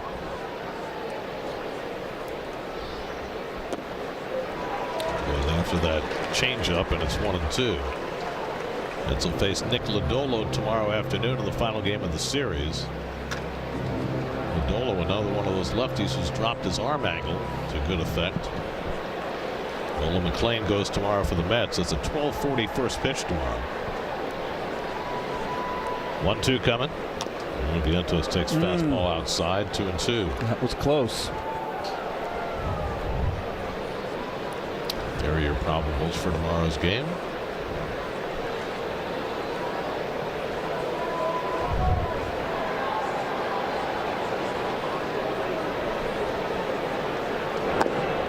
Vientos lays off the changeup, and it's 3-2. Francisco Alvarez would be next.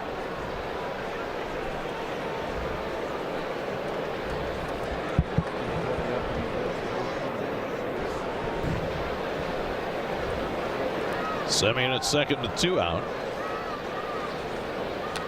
Vientos fouls back the fastball to stay in the at bat. Brady Singer went 5 innings, allowed a run on 3 hits, and now Maul trying to put up a 0 in the 6th. After the Reds added a run on the top of the bottom of the 5th. Mets have Austin Warren up in their bullpen. Looks like he'll be on to the bottom of the 6th.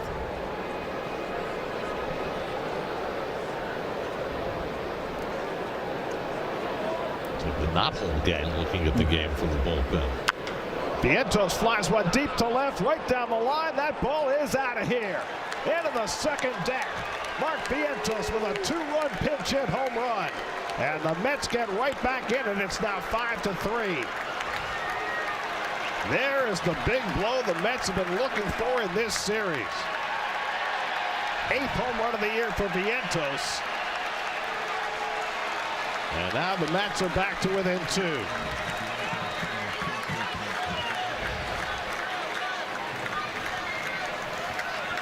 Well, that was the right move by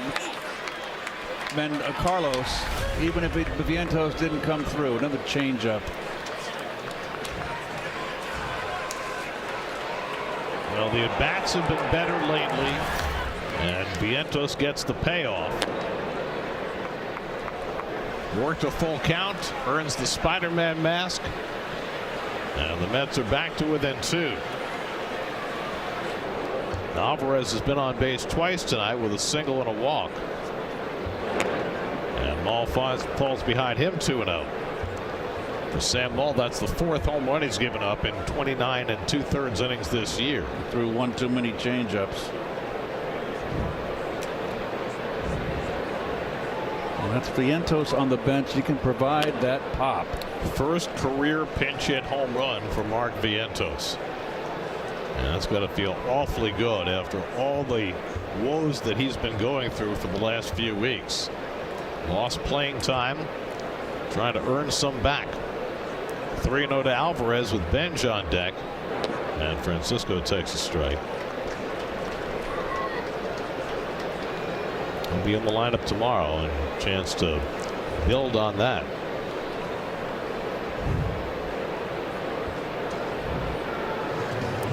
By the way, did we mention that the Mets made a move on their bench today? No, we did not. They DFA'd Vidal Brujan, and they activated Zach Short, whom they acquired on waivers from the Tigers yesterday.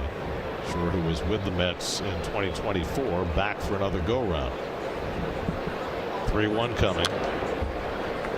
And trying to figure how the Mets are going to configure themselves. Vientos batting for Melendez, who was playing left field.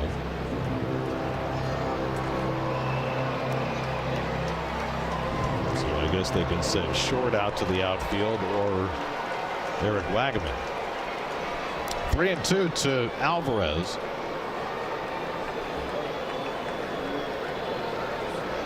And he takes a walk, and the Mets will get the tying run to bat. So Maul unable to put this inning to bed as the 8 and 9 spots in the order prove troublesome. Derek Johnson, the pitching coach, jogging out to the mound. And Carson Benj will be coming to the plate as the tying run. No, we're seeing the Achilles heel of this Reds ball club. One of them, the glaring one, is their bullpen. Has just been atrocious. Brock Burke, the lefty, up in the bullpen, but the lefty Maul on the mound will stay in to face Benj. I don't know what the Mets will probably do is they'll move Young to the outfield and play Vientos at first. Yes.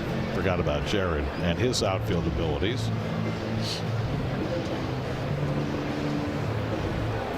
Anyway, here's Benj facing the lefty. He's gone 0 for 3 tonight. He's done very well against left-handers in his rookie season.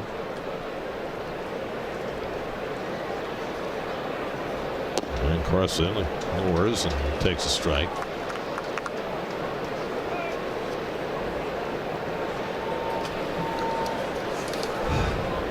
Benj starts the night hitting .341 against left-handed pitching with 2 of his 7 home runs. That is awfully impressive. And sweeper's in for a strike, and it's 0-2.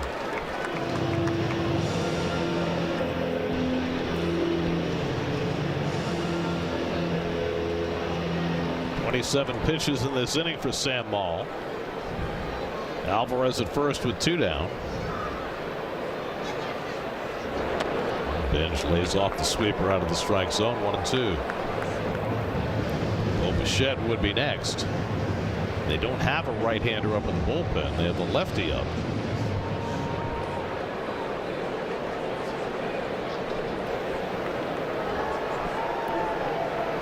One-two coming. And that's on the outside corner, down looking at a fastball. Side retired, but the Mets get closer on Vientos' first career pinch hit home run. It's 5.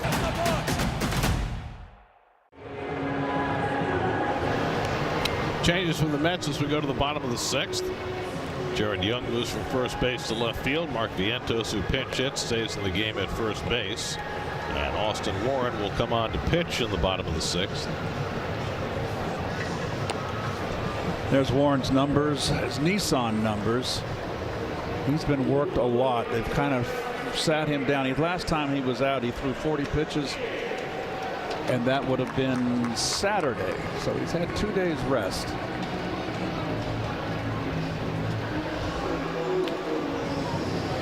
He's been outstanding. Spencer Steer will lead off against him. Steer homered back in the first inning against Kodai Senga. Then he walked in the 4th. And Steer takes a knee-high fastball for a strike. Tyler Stevenson and Matt McLain to follow. All right-handed bats against Warren.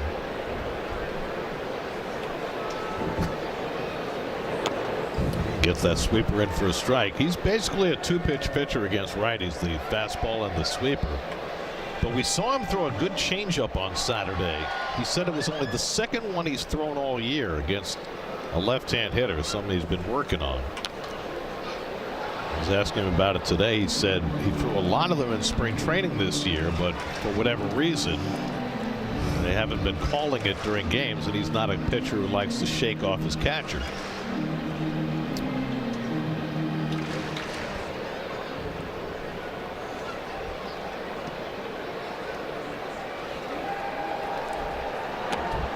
Up and in to Steer, a ball and 2 strikes.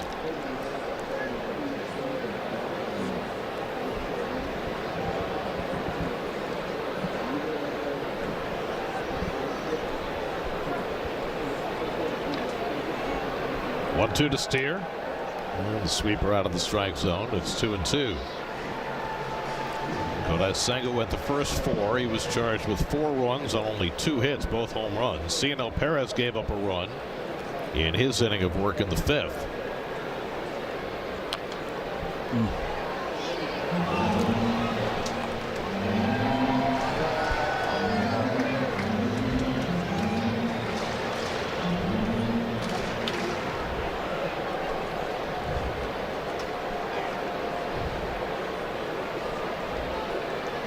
Two coming, and Steer chops one left to the mound. Warren with good instincts throws him out.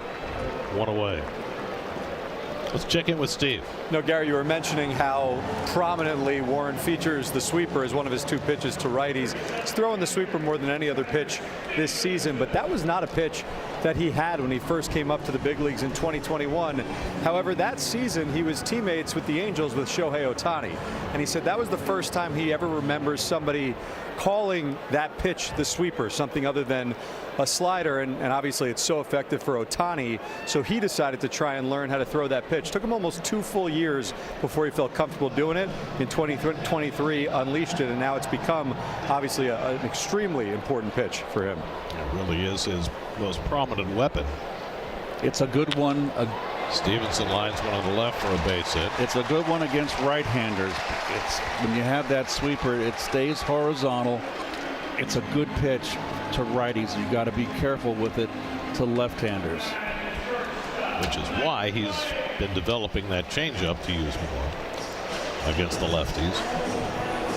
You know, he was telling me, guys, that he also can throw that pitch 2 separate ways. So depending on who the batter is, what he's trying to do with it, he can alter his arm angle a little bit to throw it kind of flat in the zone, top of the zone, or with more depth to it. So he throws 2 versions of the sweeper.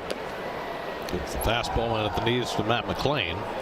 McLain has flied out and struck out 0 for 2. Mets bullpen has been a huge asset, trying to hold the fort as the Mets try to come back against the beleaguered Cincinnati bullpen.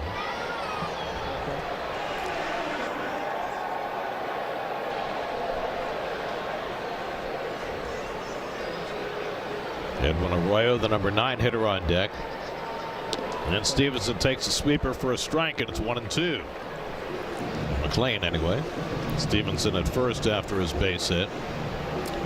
Mets 3 runs and 5 hits. The Reds 5 runs and 6 hits. We're in the 6th.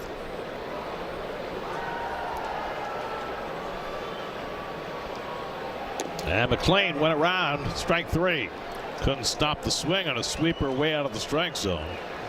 First strikeout for Warren. 8 tonight from Met pitchers. This has been very much a Cincinnati Reds kind of game. They've gone 4 walks. They've struck out 8 times. They've hit 2 home runs. That's what they do. It's like a team of Kyle Schwarbers. By the way, Schwarber hit his 25th tonight for the Phillies, and Schwarber started at first base tonight for the Phillies. First time in 5 years he started a game at first base. It was Edwin Arroyo taking up an away ball 1. Mets will be in Philadelphia to start a series Thursday night. Phillies beat the Marlins tonight 8-2 behind Jesus Luzardo. Yeah, Minaya gets the ball Thursday, I believe, against Aaron Nola. And then they'll face Sanchez and Wheeler Saturday and Sunday. We'll be on the couch, but the Mets will be up against it against 2 of the best in the league. We'll be somewhere, won't we? Well, not at the ballpark. I mean, you might have your own plans. My plan is couch and dogs. Okay.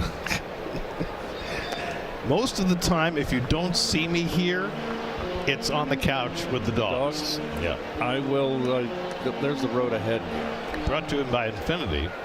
Don't forget, Friday's a day off because of a World Cup match being contested at the Eagles ballpark.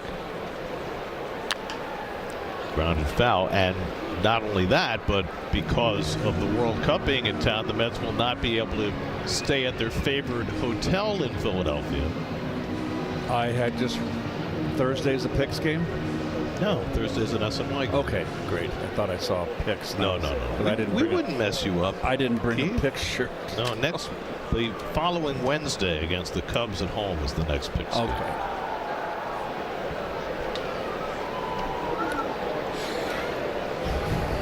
I promise you, Keith, anytime there's a picks game, I will send you a personalized memo. You don't have to do that. Well, but I don't want you to get caught short. We've had to paste on a logo for you in the past. You have. Semien throws out Arroyo. Warren puts up a 0 in the 6th. For a chance to win a Ford vehicle. New York Mets baseball on SNY is brought to you by Spectrum. It's internet, mobile, and streaming TV, all from one place. By your local Honda dealers. Contact your local Honda dealer today. And by the State Farm agent of the game, Floor Cawley of Glendale, New York. Contact Floor at floorcawley.com. It's like a sky of fire in Cincinnati. As Brock Burke is in for his National League leading 36th appearance. Pitched 1 inning last night, a walk, a base hit, but got out of it. Well, Bichette, another 2-hit game tonight. His 5th straight multiple hit game. He's gone 2 for 3, drove in the first Met run with a single to center in the 3rd, and dumped a single to center in the 5th as well. Soto and Young to follow. And he reaches out and grounds 1 to short. McLean comes into short hopping and throws out Bichette, 1 away. Mets were down 4-0 in this game after 1. As Kodai Senga had a rough beginning to his first game in 7 weeks in the big leagues. But the Mets have fought back. Vientos with a 2-run pinch hit home run in the 6th. And the Mets are within range as they bat in the 7th. Soto's struck out twice tonight, both times against Brady Singer. Drew a walk in between in the 3rd. And he skies the first pitch into shallow center field. Out goes Arroyo. In comes Dunn to put it away. And on just 3 pitches, Burke has the first 2 outs in the 7th. Well, you'd love to have a workhorse like that in your bullpen. Eric Wagman's going to bat for Jared Young against Burke, who was in 69 games for the Angels last year, and now 36 already. That's half the games for the Reds this year. Like a latter-day Pedro Feliciano. Well, can Carlos Mendoza roll 7-11 again here with Wagaman?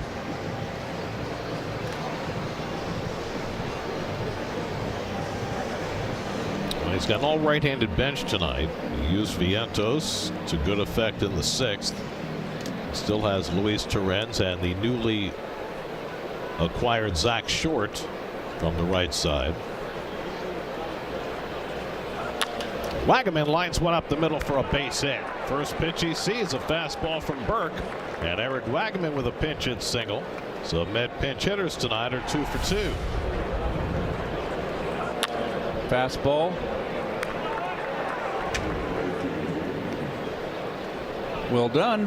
When you pinch hit, the old saying is thou shalt not take, particularly a fastball. So now the tying run at bat with A.J. Ewing, who's 0 for 2 and a walk tonight, looking for his first hit in this series. And he lines one on one hop to Arroyo, backs up and throws him out, and that retires the side. It was a 5-pitch inning for Brock Burke.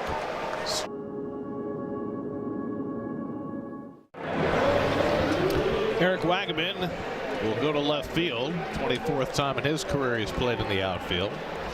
And Huáscar Brazoban is on to pitch for the Mets as we go to the bottom of the 7th. That ERA is every bit of what he has been this year. He is just having an outstanding year.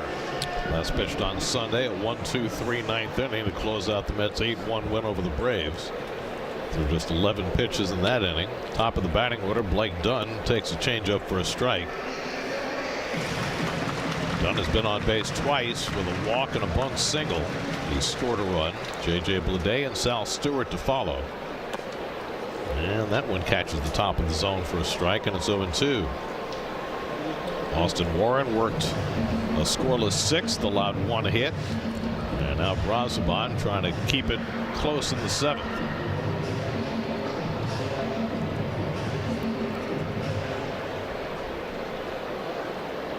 And Dunn tries to hold, stopped it in time.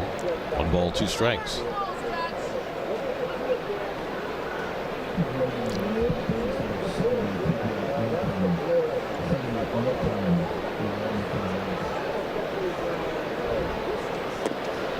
Another changeup misses down, 2-2. TJ Antone is up in the bullpen for the Reds. He right now is the setup guy. Tony Santillan has been the closer in the absence of Pagan and Ashcraft and Johnson. Swinging a foul tip held by Alvarez, and Dunn is a strikeout victim. That's 10 tonight for mid pitchers, or 9. Gave 1 too many. It is 9. 9. Soon to be 10 though. 9. Okay, Murph. Bob Murphy. You know, sometime before we stop doing this, I would like to do one game with you entirely in Bob Murphy voice. Do you think I could pull it off? I think you could. You know, not only did I work with Murph for 15 years, but I listened to him all the time growing up. By the time I was 6 years old. And my friend Russ and I used to play like sports board games like Pro Quarterback and APBA baseball and all these games, and we narrate the entire game in Bob Murphy voice. Okay. And lest you think it's anything but, it is nothing but a tribute to the man who was the voice of summer for the Mets for over 40 years. Yes, he was.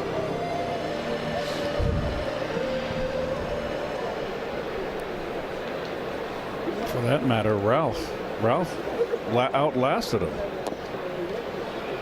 3-2 to Bleday. So I heard the story on Ralph was that they saw Ralph do the Bing Crosby. When he retired, Ralph was a golfer. And Bleday lays off ball 4.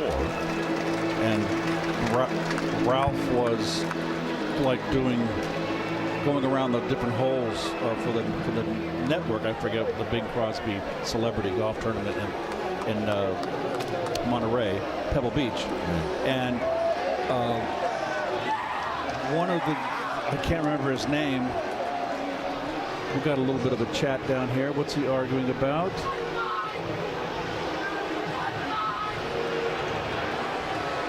Oh, he's hot. He says, I didn't say anything. I think he's been injected for, I assume, for arguing balls and strikes after Bleday just walked.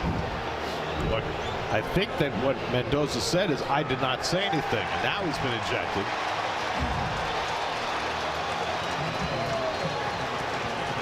Carlos being very stoic. Getting his finger right in the face of Carlos Torres. Torres is trying to stay calm, but Mendy clearly is not. And you don't see him get this hot very often.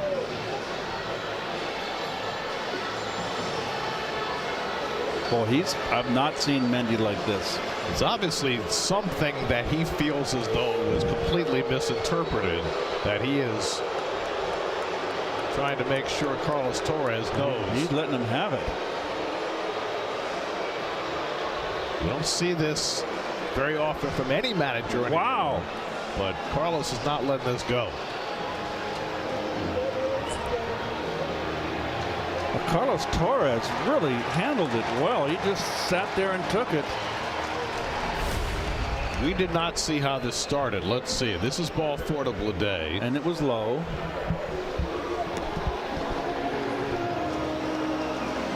Oh. Yeah, somebody was thrown out. If it wasn't Mendy, somebody else was thrown out before Mendy was thrown out. So it's not just Mendy who got ejected while he was arguing. Somebody else got ejected as well. So Kai Correa, the bench coach, and Justin Willard, the pitching coach, will run the team, with Mendy having been run. Bleday is at first. Sal Stewart, the batter.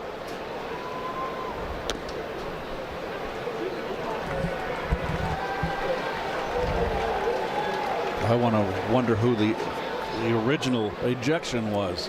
So whoever it was, Mendy appeared to be defending that person from whatever it is that Carlos Torres felt as though he heard. See, that's the kind of thing that, I mean, I agree with you. I thought Torres handled it very well during Mendy's tirade. But the fact that he ejected somebody for something that was said down the dugout from home plate, it's a little bit of having rabbit ears. Well, Strike 3 called, throw to first by Alvarez, and back safely Bleday. Stewart is out for the second out. Stewart looking for a changeup, took 3 straight fastballs. I got to believe, Gary, that they've been on him the entire game about his home plate umpiring. Remember, I'm not saying Carlos Torres is a bad umpire. I have not seen enough of him. But if you have a reputation of being a guy who doesn't call good balls and strikes, and I'm not saying that Carlos has that, both teams know it, and if they have a bad day behind the plate, they're on him. But the Mets let their own throat in this game by blowing 2 ABS challenges in the first 2 innings. So I got to believe they've been riding him pretty much over the course of the game, and he had finally had enough. Bleday is picked off. Semien running him back, and Vientos got the tag on, and that retires the side. So it's a 1-3-4-3 pickoff that ends the inning. To the 8th. Hey, it's Gary and Todd. Post-game show on the way. Not a good return to the mound for Kodai Senga. Well, it's not a good start. He figured this out a little bit better, but we're also going to look at the ABS challenges, how it might have impacted him, Gary.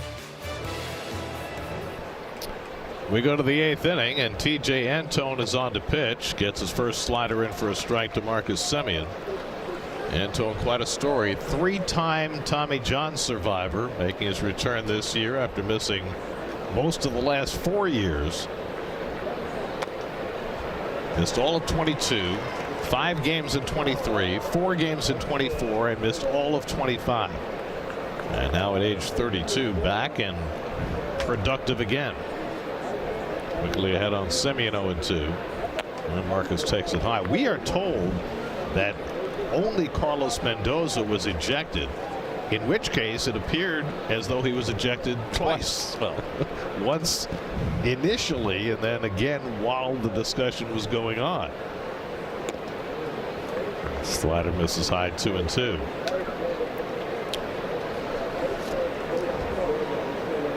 Seen a lot of flat horizontal sliders from Reds pitching.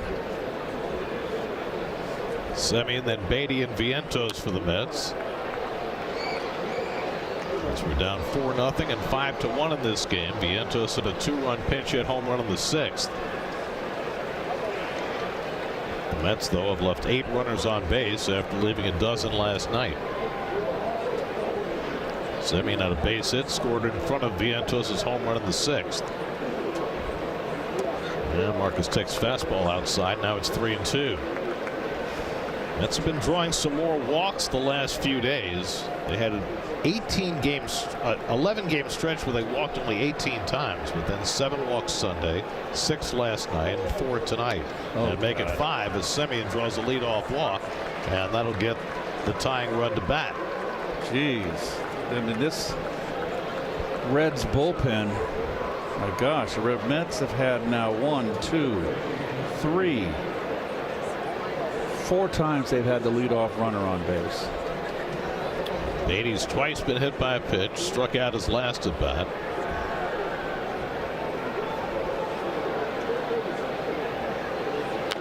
Red bounces one foul on a ball up in his eyes. That will become a bullpen ball, I mean a BP ball right there.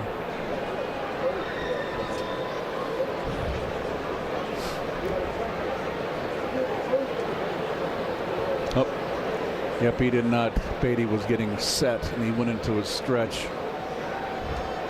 Can't do that. Hey, if you're not ready, you can, like, I guess the day of the quick pitch is over. Have to engage the hitter visually. Slider missed outside. Stevenson's going to challenge the call. I think it missed. Reds have both of their challenges available for the late innings. The camera angle here at it missed. What did I tell you, Gary? You're an eagle eye. The camera angle behind home plate is more directly over the pitcher than most, so you got a better idea of the corners.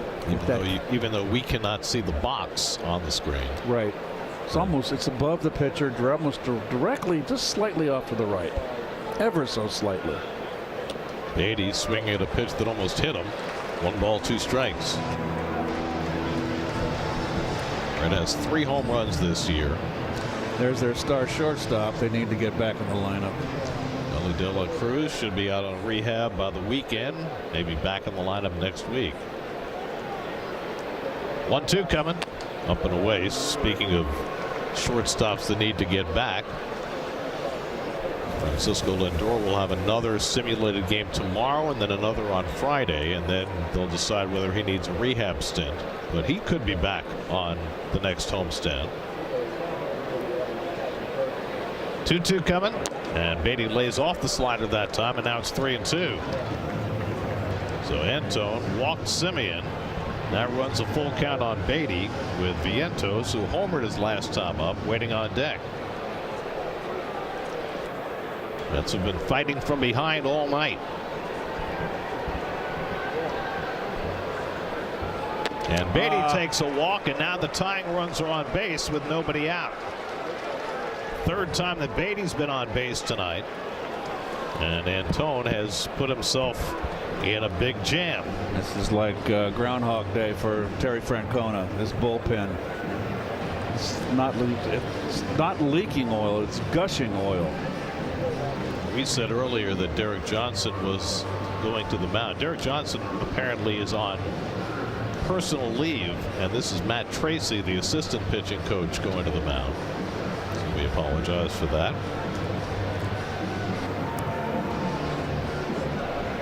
Vientos came up as a pinch hitter in the 6th and parked one on the 2nd deck. 3-2 changeup from Sam Maul. Got the Mets back in the game. That was a bomb. 8th home run of the year for Vientos. Now he bats with the tying runs on base in the 8th inning. Semien at 2nd, Beatty at 1st. Gosh. I mean, it is so palpable how much more patient Vientos is right now than he has been in quite some time. It paid off the first time up when he worked a full count and then got a pitch to hit. This looks like a different guy right now. Swings and misses at that slider, and it's 1-1. His home run was his 8th of the year, which matches the number of double plays he's grounded into this year. Got to stay out of the double play here. Francisco Alvarez, the on-deck batter.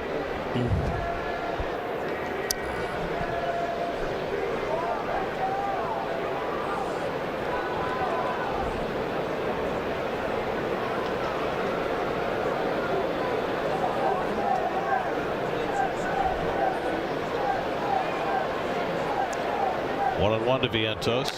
He smashes one foul.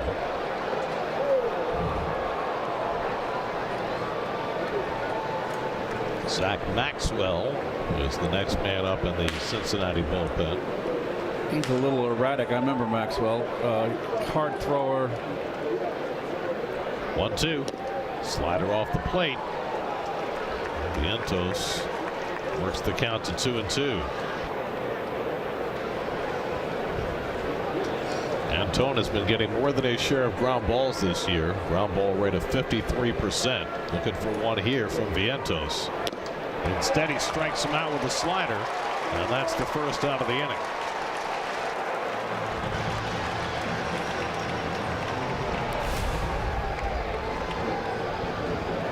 Chased.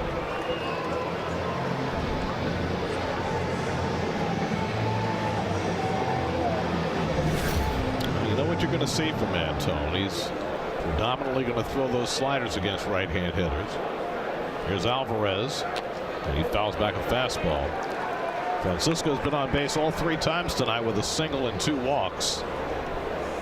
Batting with the tying runs on base and 1 out. And of course, Alvarez is a double play candidate.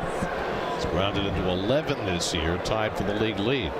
Despite missing a month. Second time that Met hitters, that's Vientos, now Alvarez, on the second pitch has stepped out on Antone.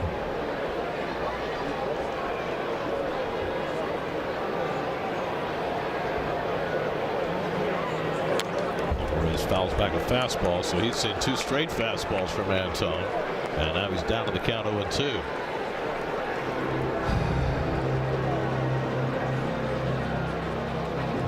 Has only thrown his fastball about 13% of the time this year, but doubling up on the fastball against Alvarez.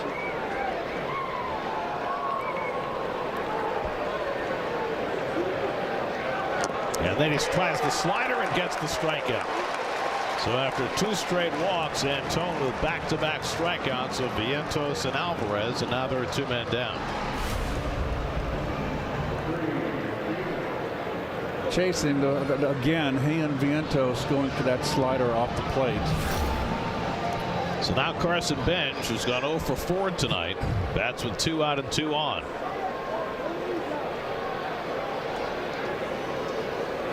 And Bench pounds that slider into the ground, 0-1.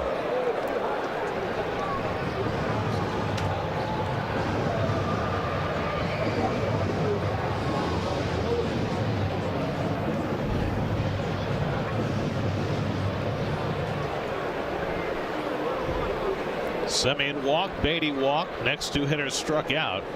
Now Bench trying to make something happen, but he grounds one right at the second baseman, and Arroyo throws him out. And Antone able to work around a couple of walks in the top of the 8th. Keeps it a 5-3 game with the Reds in the lead.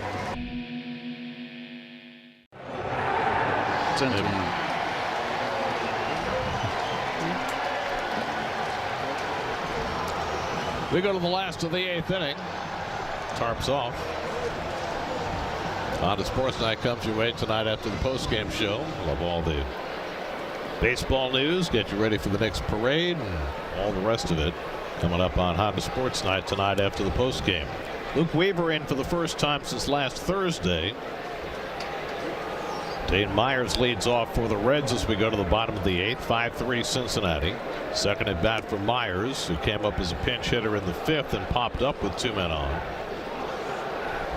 Weaver's been nothing short of spectacular. And he has been efficient, too. When he's pitched his 1 inning, he is quick. He doesn't throw a lot of pitches. It's just like 1, 2, 3, go sit down.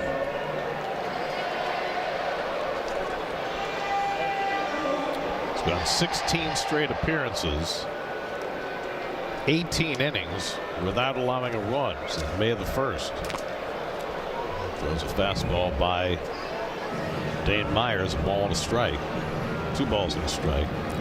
Eugenio Suarez on deck, and then Spencer Steer for the Reds in the 8th. Mets will have their 2, 3, and 4 hitters coming up in the 9th. Bichette, Soto, and Wagaman, the 3 scheduled hitters.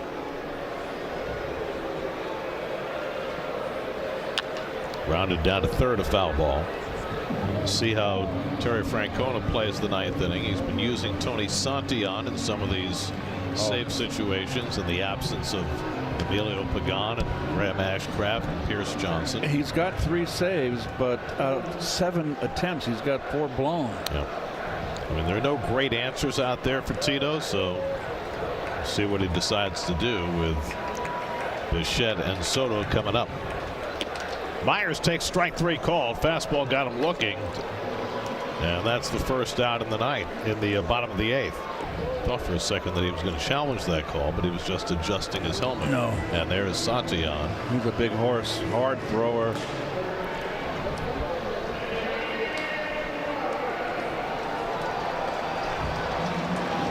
So 1 out now, Eugenio Suarez, who has struck out 3 times tonight.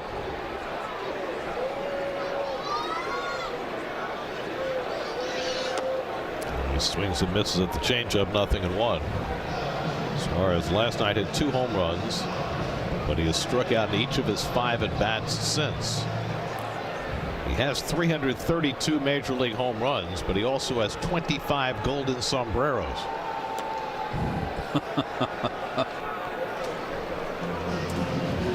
And a chance for another one tonight.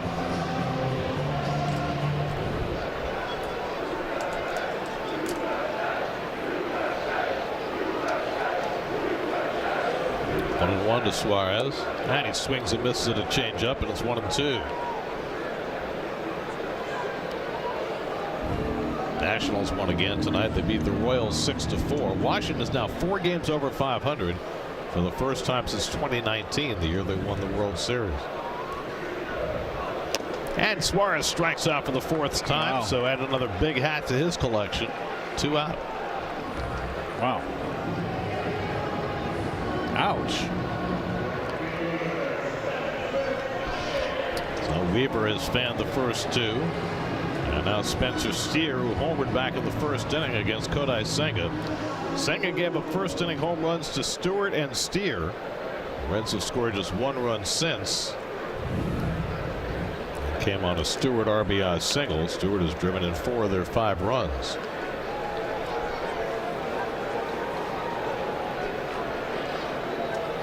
Reds are trying to beat the Mets for the 4th time in 5 tries this year, with 1 more game coming up tomorrow afternoon. Well, Steer swings and misses at a fastball, and it's 1-1.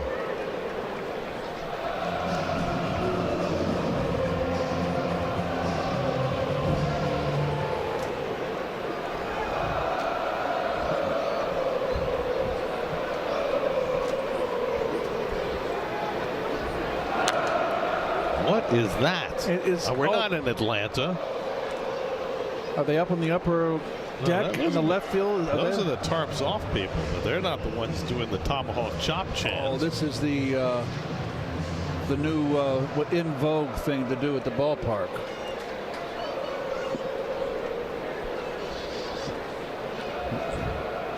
That's a 1-2 to Steer, and he struck him out. Luke Weaver strikes out the side in the bottom of the 8th inning. 19 straight scoreless innings for Weaver. Switch today at Spectrum.com.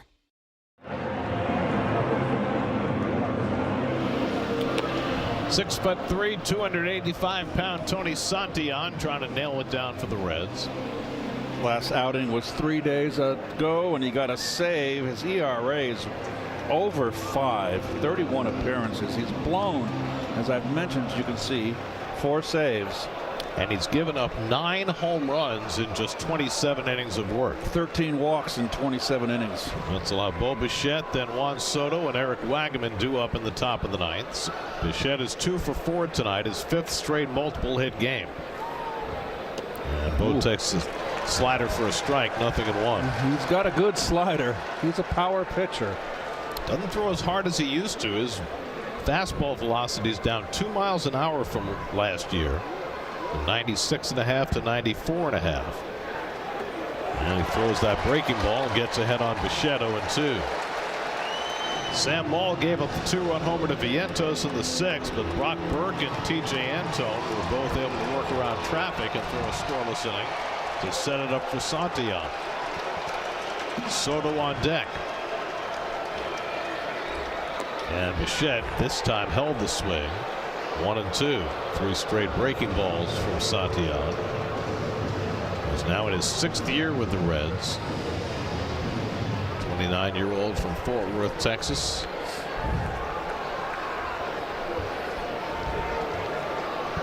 One, 2 coming. And the fastball fouled off. First fastball he's thrown, and that one got the home plate umpire. Boy, that was a tough pitch up and in after 3 straight sliders. And for Bichette to hang in there, stay in the at bat. This is a good pitch. Well, it did get the ump. It got the catch. Sure did. Here comes a slider. 1-2. And he struck him out. That's a huge strikeout for Santillan. It means that Soto cannot tie the game. That up and in fastball set up that last slider, and he did not make a mistake on any of the sliders he threw Bichette.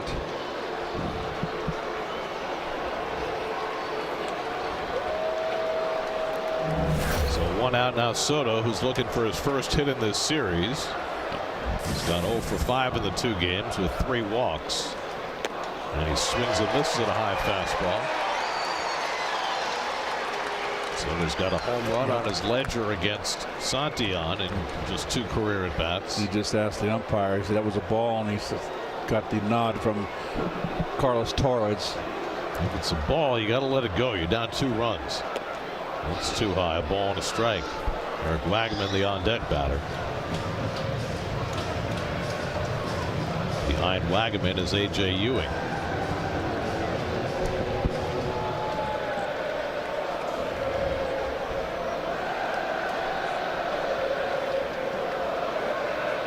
And Soto fouls back the fastball, and it's 1-2. Nothing wrong with 96, Gare. He's got these gassing it up there. That's plenty.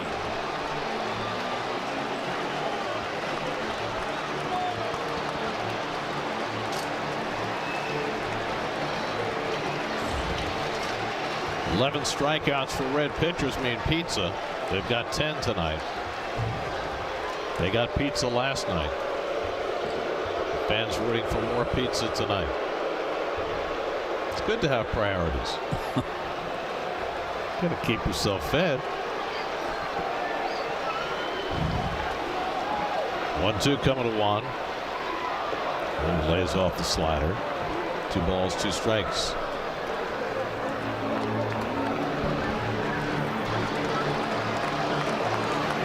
Santillan has been used intermittently as a closer over his career with the Reds. Had 7 saves last year, 3 this year.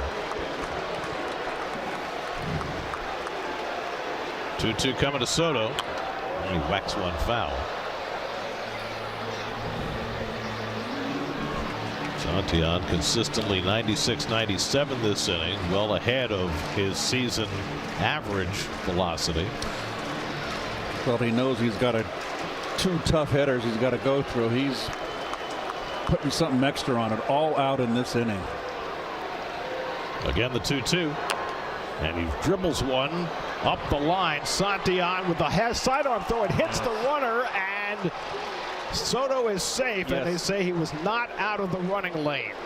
And so the Mets will get the tying run to bat. Santillan had no angle, and Soto ran properly inside of the grass, staying on the dirt to make sure that he would not be called for interference.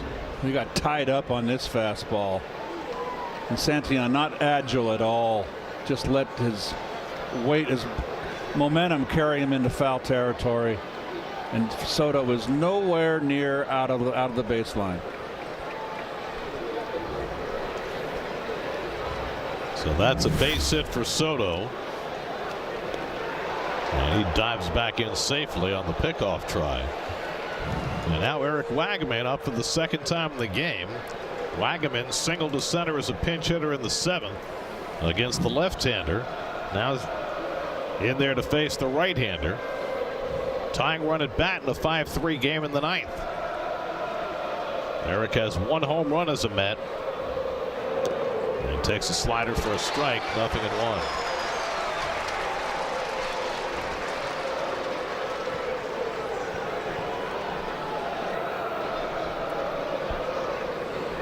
Wagaman 0 for 3 in his career against Santillan. And that one misses down. A ball and a strike. A.J. Ewing, the on-deck batter. That's been fighting uphill all night. They were down 4-0 after 1. They were down 5-1 after 5. They have had plenty of chances. They've left 10 runners on base tonight.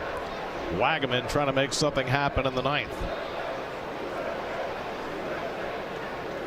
And that's a fastball away, and now it's 2-1. So Eric, who jumped on the first pitch he saw in the 7th inning as a pinch hitter, very patient so far in this at bat. Terry Francona is going to have an ulcer by the All-Star break.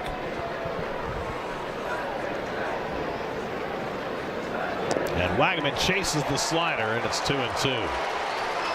Looking for a fastball, he guessed wrong, and now it's 2-2. Okay, 2-1, looking for a fastball, try to go to lead the yard, tie it up. Now you got to go to hitting.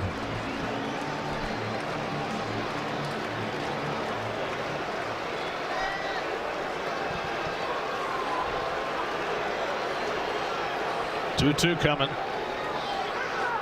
And he struck him out with a fastball. Boy, that was a wicked pitch. And so the Mets are down to their final out with the local kid A.J. Ewing coming up.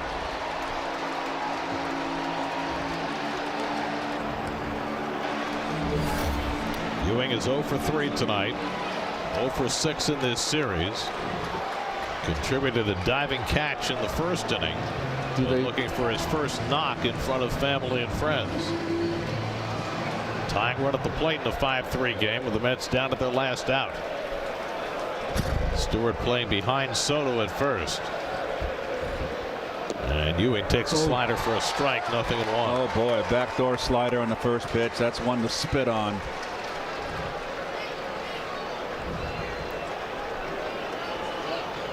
Ewing had 1 at bat against Santillan in New York, so he's seen him before. And takes that slider low and in, a ball and a strike. If Ewing keeps it going, Marcus Semien would be next. Mets 3 runs, 7 hits. The Reds 5 runs, 6 hits. 2 out in the 9th.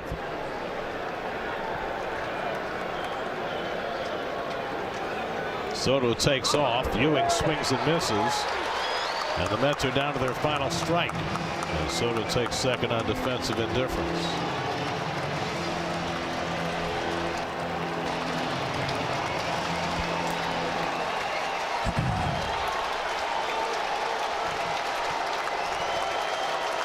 One-two coming.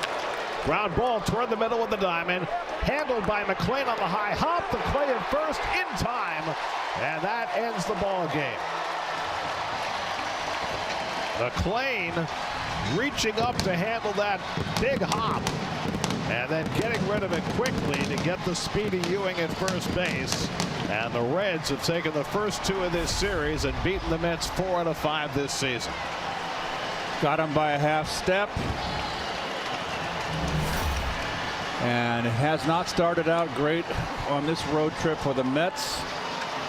Coming into Cincinnati against a team that has been struggling, and the Reds with their home run and long ball, they got 4 in the first off of Senga. He'll get the loss. He goes to 0-5, and there's your hero right there, the 3-run home run in that first inning. Stewart drove in 4 of the 5 Cincinnati runs tonight. The beleaguered Cincinnati bullpen gave up a couple of runs, but then Burke, Antone, and Santillan able to work around traffic in the last 3 innings and keep the Mets from coming back as the Mets leave 11 runners on base, the 3rd straight game that they've left at least 10 aboard.